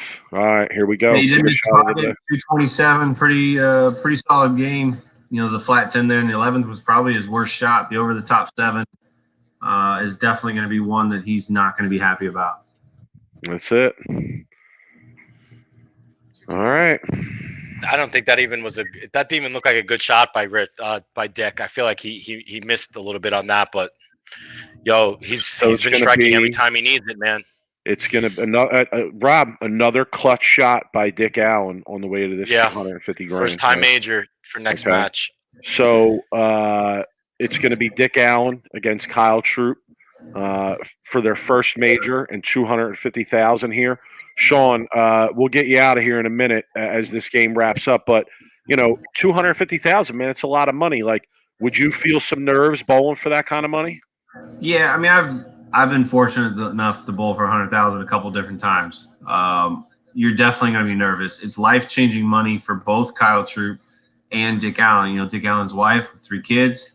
Kyle Troop, single guy, doesn't have his own house yet. You know, maybe this is an opportunity for him to get his own house and some other things that maybe he's planning on doing. You know, Kyle's really focused on being one of the best players on tour, and he's proven that he's getting better and better over the last couple of years. So, again, I could care less who wins this final match.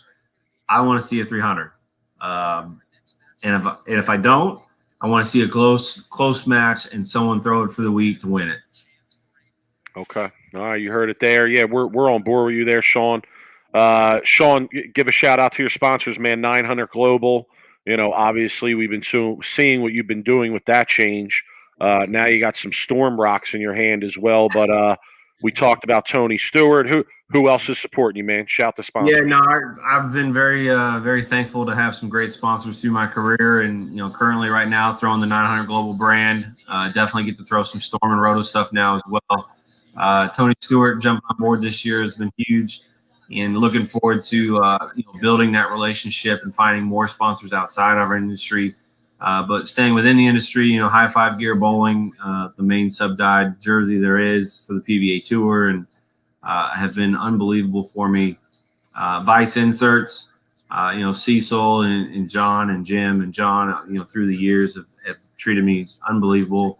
And, I didn't use grips for the longest time, just started using them a couple years ago. Still make molds for me every time I need to. And then, Genesis Bowling and bowlingmonkey.com, an opportunity, to wear tape to help protect the body. I've got plenty of injuries that I'm always trying to take care of. And then bowlingmonkey.com is just a website to basically purchase any bowling accessories you may need. And then last but not least is Mongoose Products with Steve Adams. He does some cool things for me, and I've been thankful. So, but like I said, there's room for improvement and room for more sponsors. We just need more guys to keep reaching outside the box and giving up for our sport opportunities. Sean, I want you to be our agent.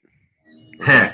I want you to be our agent. I can't tell you how many people have asked me, how do I get involved with Tony Stewart, or how do I get involved with his people, and how did it work? And I mean, the biggest thing I'll say to the people that are listening and to you guys is, you got to ask the question, hey, what would it take? What's it going to take? And, I've missed all the shots you don't take. Yeah, I mean, I've had T-Mobile, I've had Xbox, now I'm fortunate to have Smoke. And the Smoke, or the T-Mobile and Xbox ones, I met them at the ESPYs. This lady was there just basically giving out free Xboxes. I was like, hey, how does this work? How can I get involved? And she's like, who are you? And I'm like, I'm just a bowler. She's like, all right, let's figure it out. And then same thing with T-Mobile. And, you got to ask the question. The worst thing they're going to say is no. I mean, I've thrown up some big names. I've been told no by some big sponsors, but I'm also in their ear. I was very close to having a beer sponsorship this year for 2021, and my Milwaukee Brew City Ballers team, all of them included. I mean, it was a big package deal, but because of COVID, it basically has been pushed aside to possibly 2022. But they know we're there, and all I do is send them a message once a month. Hey, just drinking your product and can't wait to partner up. And some people have given me some crap about posting pictures of McAllister's or Jimmy John's or food places we go eat. They need to know. Hey, we eat out, we travel. I mean, the Fairfield Inn this week, just down the road from the bowling center. Big shout out to Christine and the management partner. They took care of about 10 or 15 of us because I made a phone call, and it saved us all a bunch of money. If I wouldn't have done that, who knows what would have happened. No doubt. Well, listen, shout to you. Keep doing what you're doing. We appreciate the time. Good luck at the TOC this week. You're welcome back here anytime. You know that. But listen, finally get welcome back. Before you go, I got to give you shit about something. Because if I didn't, people would give me shit, and I don't want to hear people shit. So I'm going to do what I got to do. Barstool Carl, Sean, just remember, where sweep the rack, okay? All right, just remember where we came from, all right? Stop it. Remember the Stop history it there. with Barstool Okay? Carl already. I'm down for promoting bowling in any way, shape, or form, but don't forget about us, brother. You know what I'm saying? Barstool Carl's awesome, man. He's don't start with this. Oh my god. Man, he bowled 190 the other day, was going nuts. He's a great dude, man. He did a lot for our sport over the last 6 months to the year. We will talk about this off camera. We will talk about this off camera. We will have a conversation. All right, guys. No doubt. No doubt. I Sean, appreciate it, man. good luck this week. We appreciate time, man. Take it easy.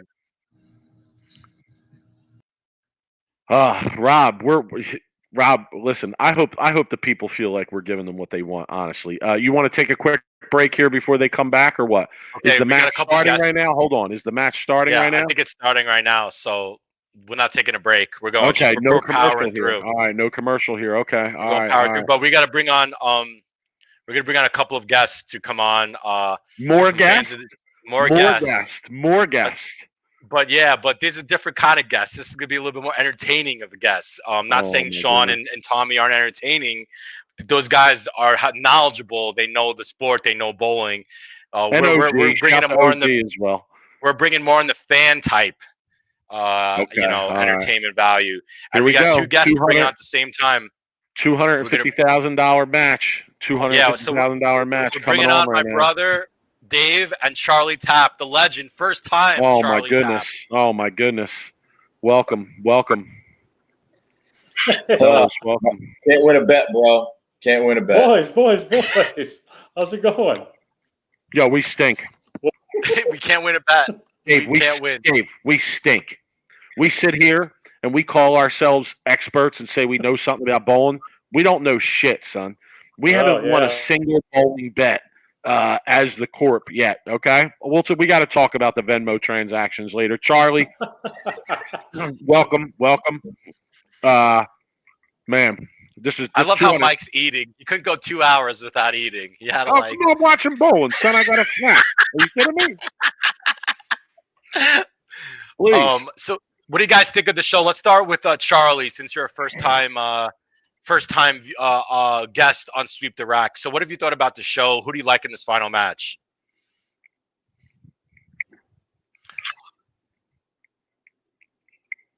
I think Charlie's internet is on the bad side there. I think he's got the Vegas odds. Dave, seems like your internet's good. Coming in.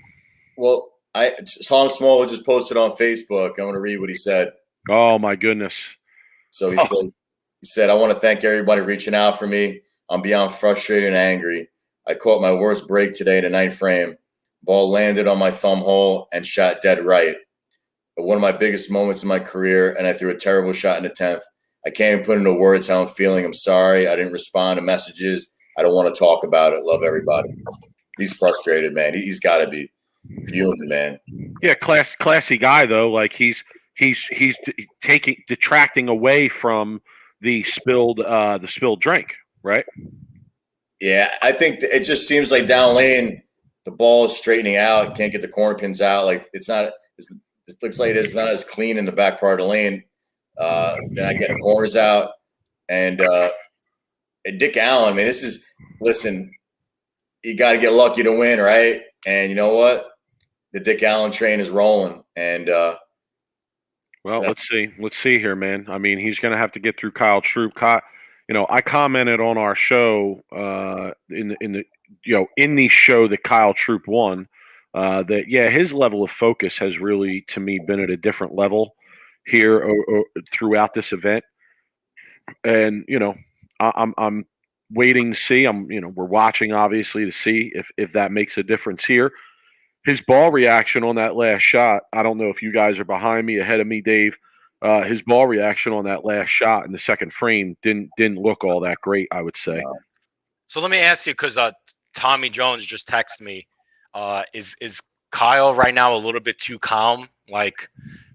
Because he feels like he's just being a little bit too calm for Kyle's an animated kid, and it seems to be really calm right now. So does he need to get a little bit hyped up? Does he need to put a little bit of salt in Richie to get him thinking? You know what I mean? So if I'm bowling for this much money, you guarantee you bet your ass if I'm behind, I'm gonna try to get into his head a little bit. No. I'm trying to just stay within myself and bowl my game here. Really, I don't know how much thought you can give to those kinds of things when you're bowling for this much money, and there's a lot of pressure on the line here, first major title, etc. Oh man, all right, we have our first kind of errant shot of the match there in the third frame by Dick Allen. Ball definitely didn't read the back of the lane, and guys, come on, like, you know how much their nerves have to be racing here. 250 grand is a lot of money. Yeah, but you got to play, like when you play blackjack, you got to treat every hand like you're playing $10 hands. I mean, if you pay $1,000 hand, you can't play different just because you have $1,000 on the hand. You got to play like you're playing $5 on the table. I mean, You can't deviate. I know it's really hard. These guys, they're professionals. I know they're bowling for a lot of money, and it's life changing for them. But they're professionals, and this is what they want to do as a little kid, and they dreamed about these moments. So the pros, the Hall of Famers that are in the Hall of Fame, they get it done on these matches, and that's why they're professionals. Yeah, Robert, the million is off the table here. Unfortunately, we're not even going to get any kind of run at the million here. 3 frames in, and that's out. God, the line that Kyle Troup is playing seems very risky to me, guys. Like, I like the way he's playing them, but his ball reaction seems somewhat like lazy down the lane to me a little bit. Yeah, because his angles aren't. His angles are in front of him. He's been playing him like he played him yesterday, but he's just he's not trying to open up the lane. And I feel like that could be, I don't know, like it could be an advantage. It could not be. It's just more of, he's just pretty, it's just a matter of carrying, hononestly. I feel the same way. I'm nervous watching this. I'm nervous watching somebody bowl for 250 grand. See, that's exactly what I'm concerned about with that reaction, is that shot right there. That plaque 10. I mean, clearly that never had a chance to carry, right? And let's bring in the scores here. So right now, because I think some people might be watching or listening, not knowing the scores, they're in the 4th frame right now, and Kyle's got, looks like, I don't want to misread it. I don't want to do what Flo did yesterday. So Kyle's got a 69 in the 3rd on a spare. Dick Allen right now has got a 48 in the 2nd on a spare. So essentially the match is really close depending on what Dick Allen does in the 4th, but it's pretty even right now. Maybe Dickie Allen is down a pin or 2. So Kyle's got spare, strike, spare. All right, I'm going to try to get Charlie on here, see if he can get his internet working, but it doesn't seem to be working. So we'll have to check in with Charlie later. So Dickie Allen, looks like he's back to being comfortable a little bit. That first game, like the ball reaction. I don't know, man. But maybe Kyle knows if he tries to do too much, he's 180. He knows that 250 is too high right now. If he shoots a 220, 230, he's going to win. So why should he try to do something drastically crazy and then all of a sudden he's in the 190s and he 2.810s? I mean, maybe he thinks that he could just play with the 10 pin, play with the 4 pin, and then grind it out until like the last 3 frames. Yeah, I'm nowhere near as confident in your statement there, Dave, about the scores being that low. As Dick Allen gets up in the 4th and the 5th frame, 4th and the 5th frame and strikes, and has 278 pace.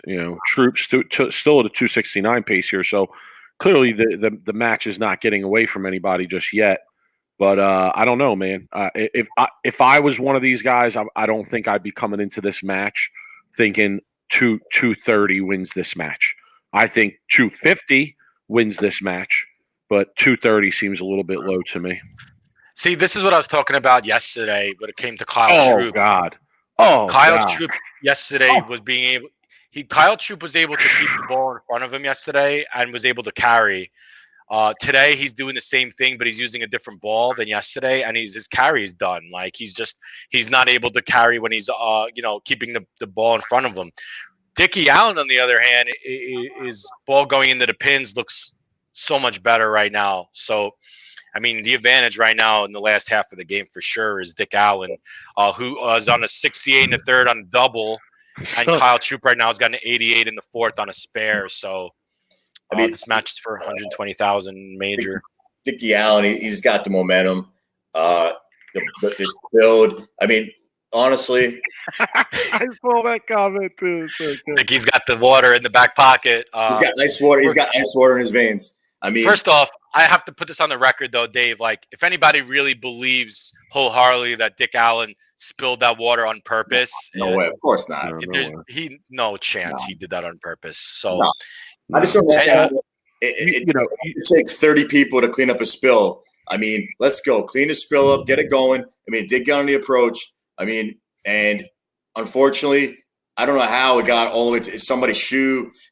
Listen, they should put the water in the back. That's just a faux pas by the PBA. They need to put their water in the back, not even close to the lane. The seating is maybe too close to the lane. But Dickie Allen, this is his time to shine, man. The guy, he won his matches. I mean, he easily could have been a number 1 seed. Kyle Troop, remember when he got in the title match last time? I mean, his carry with the IQ Emerald wasn't good. I mean, when we bet him. I mean, maybe he's just having problems. As we know, if you're a leader and the lanes are drastically changing, like the lights, this happens, you do things that are different. You don't carry. I mean, Bill tells us all the time, Sean, I mean, they tell us when you're under the lights, things happen. And in one game, you can only use one ball. It's pretty much, hey, let's rock and roll. Dickie Allen has games on it. He knows what his ball is going to do. Look, like, this is what we talked about last week about Dickie Allen's trick release that he has, that little flick he does at the end. It's showing how good his ball reaction is now. Like, look at that ball hit the back of the lane, and it's just being able to take out the 10. But this is a match now, guys. This just turned into a match real quick. Yeah, it did. Yeah, it did. I see. Yep. Yeah, Kyle. Now look, like, if you're bowling and you're Kyle Troop, Troop, it's the same left lane. He just did the same thing on that left lane. Kyle Troop did the same thing on the left lane. Kyle Troop very relaxed here. Very relaxed here. He needs to put it in his ass next shot. Look, I'm gonna say this now. I would expect way more. Give it in. Hey, give it to him right now. Yeah, he does. He does. His mojo back. He's feeling it. I like it. He needs to just get in there, amp it up, and just give it to him, baby. Like, come on, let's go, guys. Man. Listen, like we're all bowlers. We know how big the heat is, right? The heat is everything. Like, you get up and you put the heat on somebody, and you force them to perform, and you let them know that you're forcing them to perform. It impacts things. All right, so right now, if Kyle Troop doubles, say the scores, Mike. Go 38. You got Dick Allen with 147 in the 6th with a spare up, and you got Kyle Troop where if he doubles, he's going to have 138 in the 6th with an opportunity for 160. I mean, this is a 1-pin match right now, basically. If Kyle Troop doubles here, it's a 1-pin match. Charlie, we get you on the internet or what? What's going on over there? I don't know what the hell's going on, but just I have trouble with StreamYard for some reason. So gotcha. Got on my phone. You watching right now? What are your thoughts right now? I'm watching right. Yeah, I'm watching. Give us your thoughts. Now. Give us your thoughts, man. Well, I didn't think. I thought if Frankie got to the show, or Frankie got to the finals, that he would win. I don't know. I was just the way all the transition and all that crap happened yesterday. I don't know. I just didn't think Kyle was gonna. I figured they'd be different today, and they obviously are. Kyle just put it in too. Kyle, and he let him know. I want to hear. That's the only time throughout this whole day that I wanted to hear what was happening on the TV. Honestly, I wanted to hear. So max score right now, Daniel Bowen is 258 for Troop, 257 for Allen. Kyle put it exactly what he needed to do. He threw it, and then he let him hear it because he did. That's exactly what you needed to do here. And let's see if Dickie Allen could be. He wants it. He threw it good. He knows it. Let's see how Dick Allen responds here. Okay. I already know how he responded. Well, Dick's had a pretty charmed. He's had a pretty charmed life. Oh boy, man! Oh boy! See what happened when Kyle put the pressure back on him, and we just said it. No. Charlie, come on, comment on this. We just talked about how big it is in a bowling match when you put the heat on somebody, and then you get up and you let them know you put the heat on them. Oh yeah, shit. Yeah, Right. that's why. Like if I ever got on a show if I bowled Weber or bowled Holman, the last thing I want to do is rile those guys up. That's the last thing I wanted to do. It's the in fact at Carolier I bowled Pete Weber for the position round, and that was the same thing. I was like the last thing I want to do is wake him up, for Christ's sake, But yeah, this is different. I mean, Jesus Christ, $250,000. You have to be kidding me, Man, the pressure is intense here. Let's talk here. Going into the 9th frame right now, Dickie Allen could strike out for 245. 245, right? He just goes 4-7 in the 8th frame, converts it. Wasn't his best shot of the day. I think that's being kind about it, right? Troop strikes out for 258. Well, Troop is going to get up here. Troop is going to get up with a chance to shut him out. That's the bottom line here, right? Troop is on a double, 7th and 8th frame. Yes, he is. He does. No, Rob, it doesn't matter right now. If Troop strikes out, he wins. And he's going to get up, right? Yeah, and he's going to bowl the 9th and the 10th first here. So he's going to get up at the opportunity to shut Dick Allen out. Rob, let's see. You got the reaction, Rob. Oh my goodness! Oh my goodness! There it is. You all right? Wow. Sorry, I saw it. I couldn't hold the reaction. We saw it. We saw it. Oh reaction. my goodness. Oh my goodness. Oh my goodness. Wow. Wow. Yeah, I just saw it. Oh, that is a terrible break. That is a terrible break. Wow. He walked off the set, Dickie. Dick walked off the set. What happened? I'm not even. Wow, you're that far behind. You're gonna see. Cable service, man. I'm not telling you my cable service because it's. Oh, is that what you do? That's the reason why I'm downstairs here. He's got the illegal shit. He's got the illegal hookup that's like 2 minutes behind. Yo, shout to Stumpo. Shout to my boy Stumpo. That's a Stumpo move. Dickie Allen just went pocket 7-10 in the 9th. Now Kyle's pocket getting 7-10. Walks off the set, Dave. He walks off the set. Kyle Troop up, 9th frame, ball in hand. All he's got to do really is stay clean. Yeah. Oh my God, he dead nuts it. That's it. 68, 98. Yeah. No, well, I mean, he's got to fill here. Yeah. Go ahead, Charlie. Go ahead. Yeah. I think he needs 9. Well, yeah. That was a great shot. Holy shit. It's a lot easier to throw a shot though when your opponent just went pocket 7-10 and. Yeah, but let's be honest. I mean, the bowling gods. I mean, Dickie Allen. Kyle needs 9 pins to shut out right now. 9 pins. You're right, Charlie. You had it. Charlie had it. All right. I mean, guys, this is pretty much over here. I mean, he's already getting emotional. You can see it in his face. He knows. But 9's a lot, man. I mean, well, you've seen some bad. Rob, if they were U.S. Open tough, I would agree with you. But here, I mean, 9's almost a given. Come on, he's loaded. He's locked in. Rob, do you think Allen got a little bit slow on that 7-10 too? It looked like it burned up. That's it. Ball is using. Yeah, I think he just,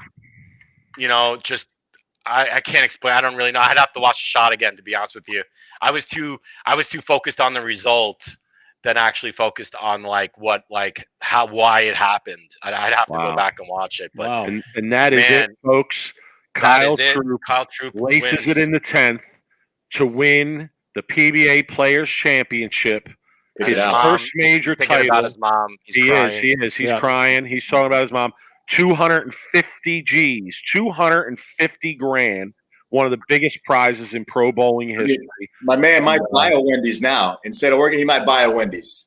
Isn't it awesome, Dave? The guy was a manager at Wendy's. Don't you think Wendy's could be a sponsor for this guy, man? He came from this, and now, like, Wendy's, you're dropping the ball. Get him some Frosties and some Biggie fries, and let's make a deal. Yeah, you know what? Like, Wendy's is very active on Twitter too. We should hit them up. We should send some stuff out to them. Make sure they know. I mean, Dave, you're right. That's a great story. That's almost like a Tom Smallwood-esque story. Yeah. All right, guys. Immediate reaction.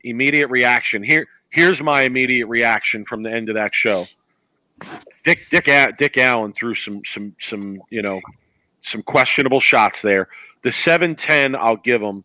That was a bad break, but I kind of feel like when the heat was on the most, he didn't get up and throw his best shots, and he kind of left the door open for Kyle there. Rob, what do you think? Look, like the whole momentum of the match was when Kyle struck and he threw his third strike and he was down, and then he put the pressure on Dick Allen, but he let him have it. And here's the thing is, I don't think last week or today's show anybody really got up and really put some pressure on Dick Allen, like really gave it to him. And when he walked back on the approach, you could see Kyle was talking, and I don't know what Kyle said, but I really believe that was the momentum swing of the match, because as soon as that happened, Dick Allen went up and he went through the nose, right? He left it was a 4-7, and then he just didn't throw his best shot. So that was the momentum swing of the match. Kyle Troup, though, what an amazing performance yesterday, today. Deserved, worked hard, just throwing the ball great, and now he's in the discussion for the rest of the year this year as being a guy to beat right now, right? Like he's going to start getting up there in the Simo, the Belmonte, the EJ Tackett's, right? Like he's going to be in a conversation every week. I really feel like I believe that. Yeah, I Charlie? agree. I agree because that's the first time. That's the first time he was behind that match. That's the first time he was behind, and he basically got called out a little bit. And it's hard enough the way it is, even if you don't get called out. If you're ahead in a match and something like this, then the thought process is, well, if he strikes here, I'm still ahead. I'm still there, and then all of a sudden, just that shot, you get behind by a pin. Then all of a sudden, your whole insides change. And that shot where he 4-7, that was slow. That was really slow. And I think the 7-10 shot he got slow also. Just looked like the ball burned up. But yeah, $250,000. Holy shit. I was 38,000 and my ass was puckering, this here, $250,000. Wow. Yeah. I've thrown a shot for 10,000. I couldn't stop shaking, Dave, what about you, Dave? You bowled for 100,000 back in 2003 or 4. Like, I think listen, it's fun, but when I bowled for it, I didn't have wife, have no kids. I still have no wife, still have no kids.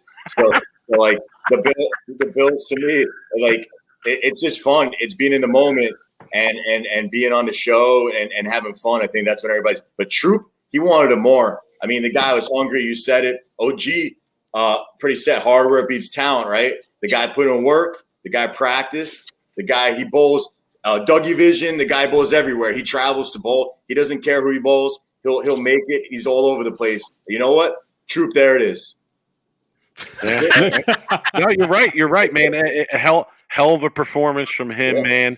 I said it on the show as well the last couple of weeks, Dave, that he's really had a different level of focus. He seems more locked in. And listen, I go back to him making the finals of the Bolero event. It was for, what was that for? 240 grand, wasn't it? Was that for it was for over 200,000. I know that. Yeah, that was a bunch. Whatever. Yeah, so lost opportunity there for him. I mean, and obviously we can all understand how that's something that's going to stick with you.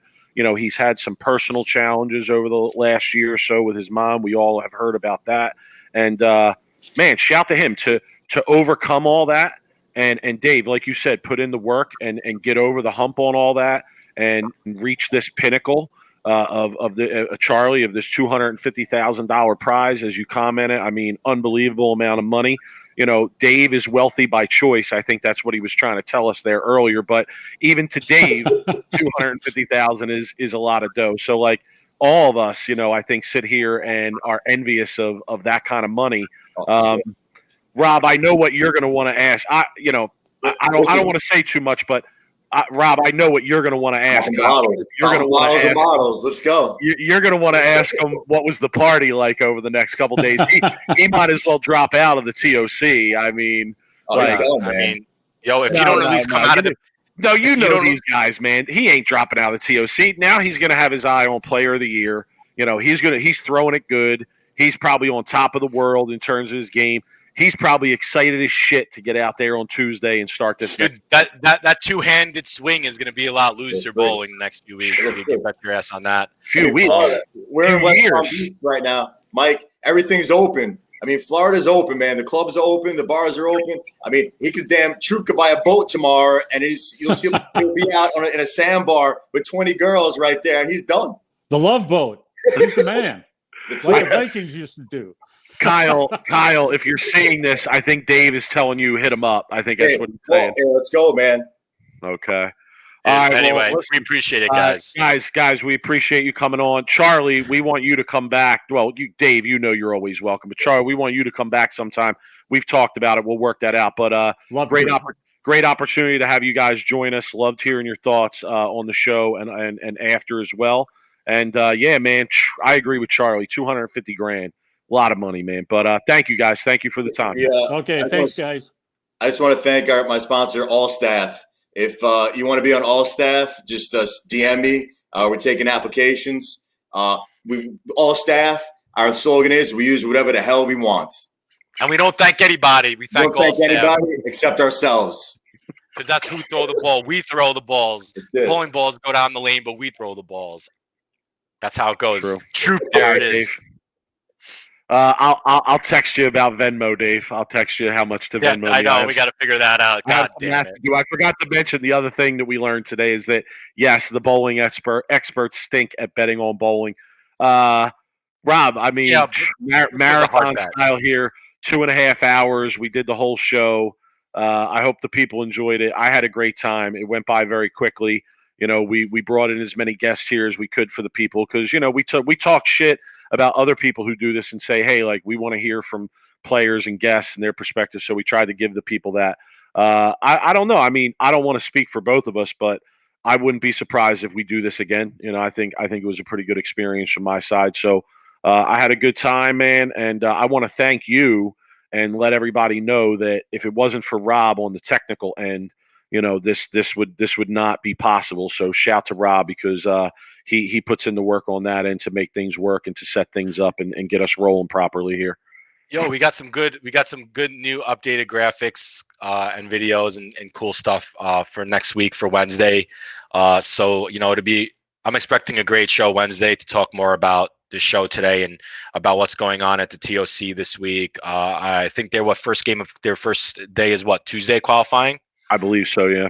So we'll have some results by then. I don't think we'll know who's making the show, but Mike, I'm excited for the next month or two. There's a bunch of majors, a bunch of bowling going on. This is prime time season for us. They haven't really announced anything past April, but as of right now, I'm happy with the way, you know, Bolero is coming through. Especially, Mike, keep in mind we're still in a pandemic, right? There's still a lot of questions with what's going on. I know the numbers are down, but for the PBA to actually be out there and bowling live, and today was a great day, right? There was no other sports. It was a good, you know, day for a live show like this, and I'll be curious to see how the ratings were. You know, hopefully the ratings were high. And look, like, we're here for the people, right? We don't do this for anybody but us, the fans, because this is a fan-based show. We have no agendas. We have no sponsorships. You know, Mike, and look, like, if you're out there and you own a company or you're able to maybe jump on, give us a sponsor, man, hit us up. Like, we have the ability to, you know, showcase your items or your company or whatever, 30 seconds, minute. Like, I'm cool with getting sponsors, but to be honest with you, Mike, I'm debating. I don't even know if I want to get a bowling-based sponsor, like because I want to keep this as a agenda-free show, right, where we could talk shit on anything we really want to that we feel is honest and truthful. Podcast for the people, Podcast for the people. That's what I'll say. So that's it. That's where I'm at. I can't wait to talk Wednesday and then see what's going on and then see where the season ends up. But as for the TOC, I'm expecting Belmonte to redemption. He's like, he's watching this right now. He's watching this right now, and I know he's not happy. He needs to be. He knows he should have been on the shows. I expect him to really make a run this week.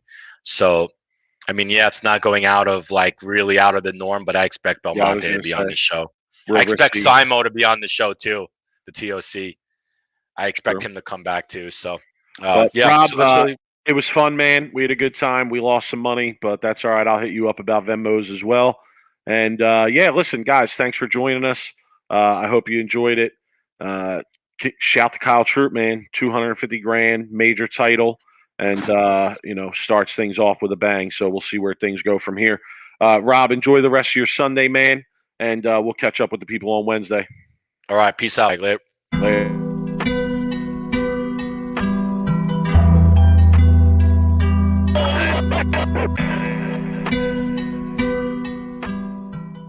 You are now listening to Sweep the Rack podcast featuring Brooklyn Rob and Big Mike.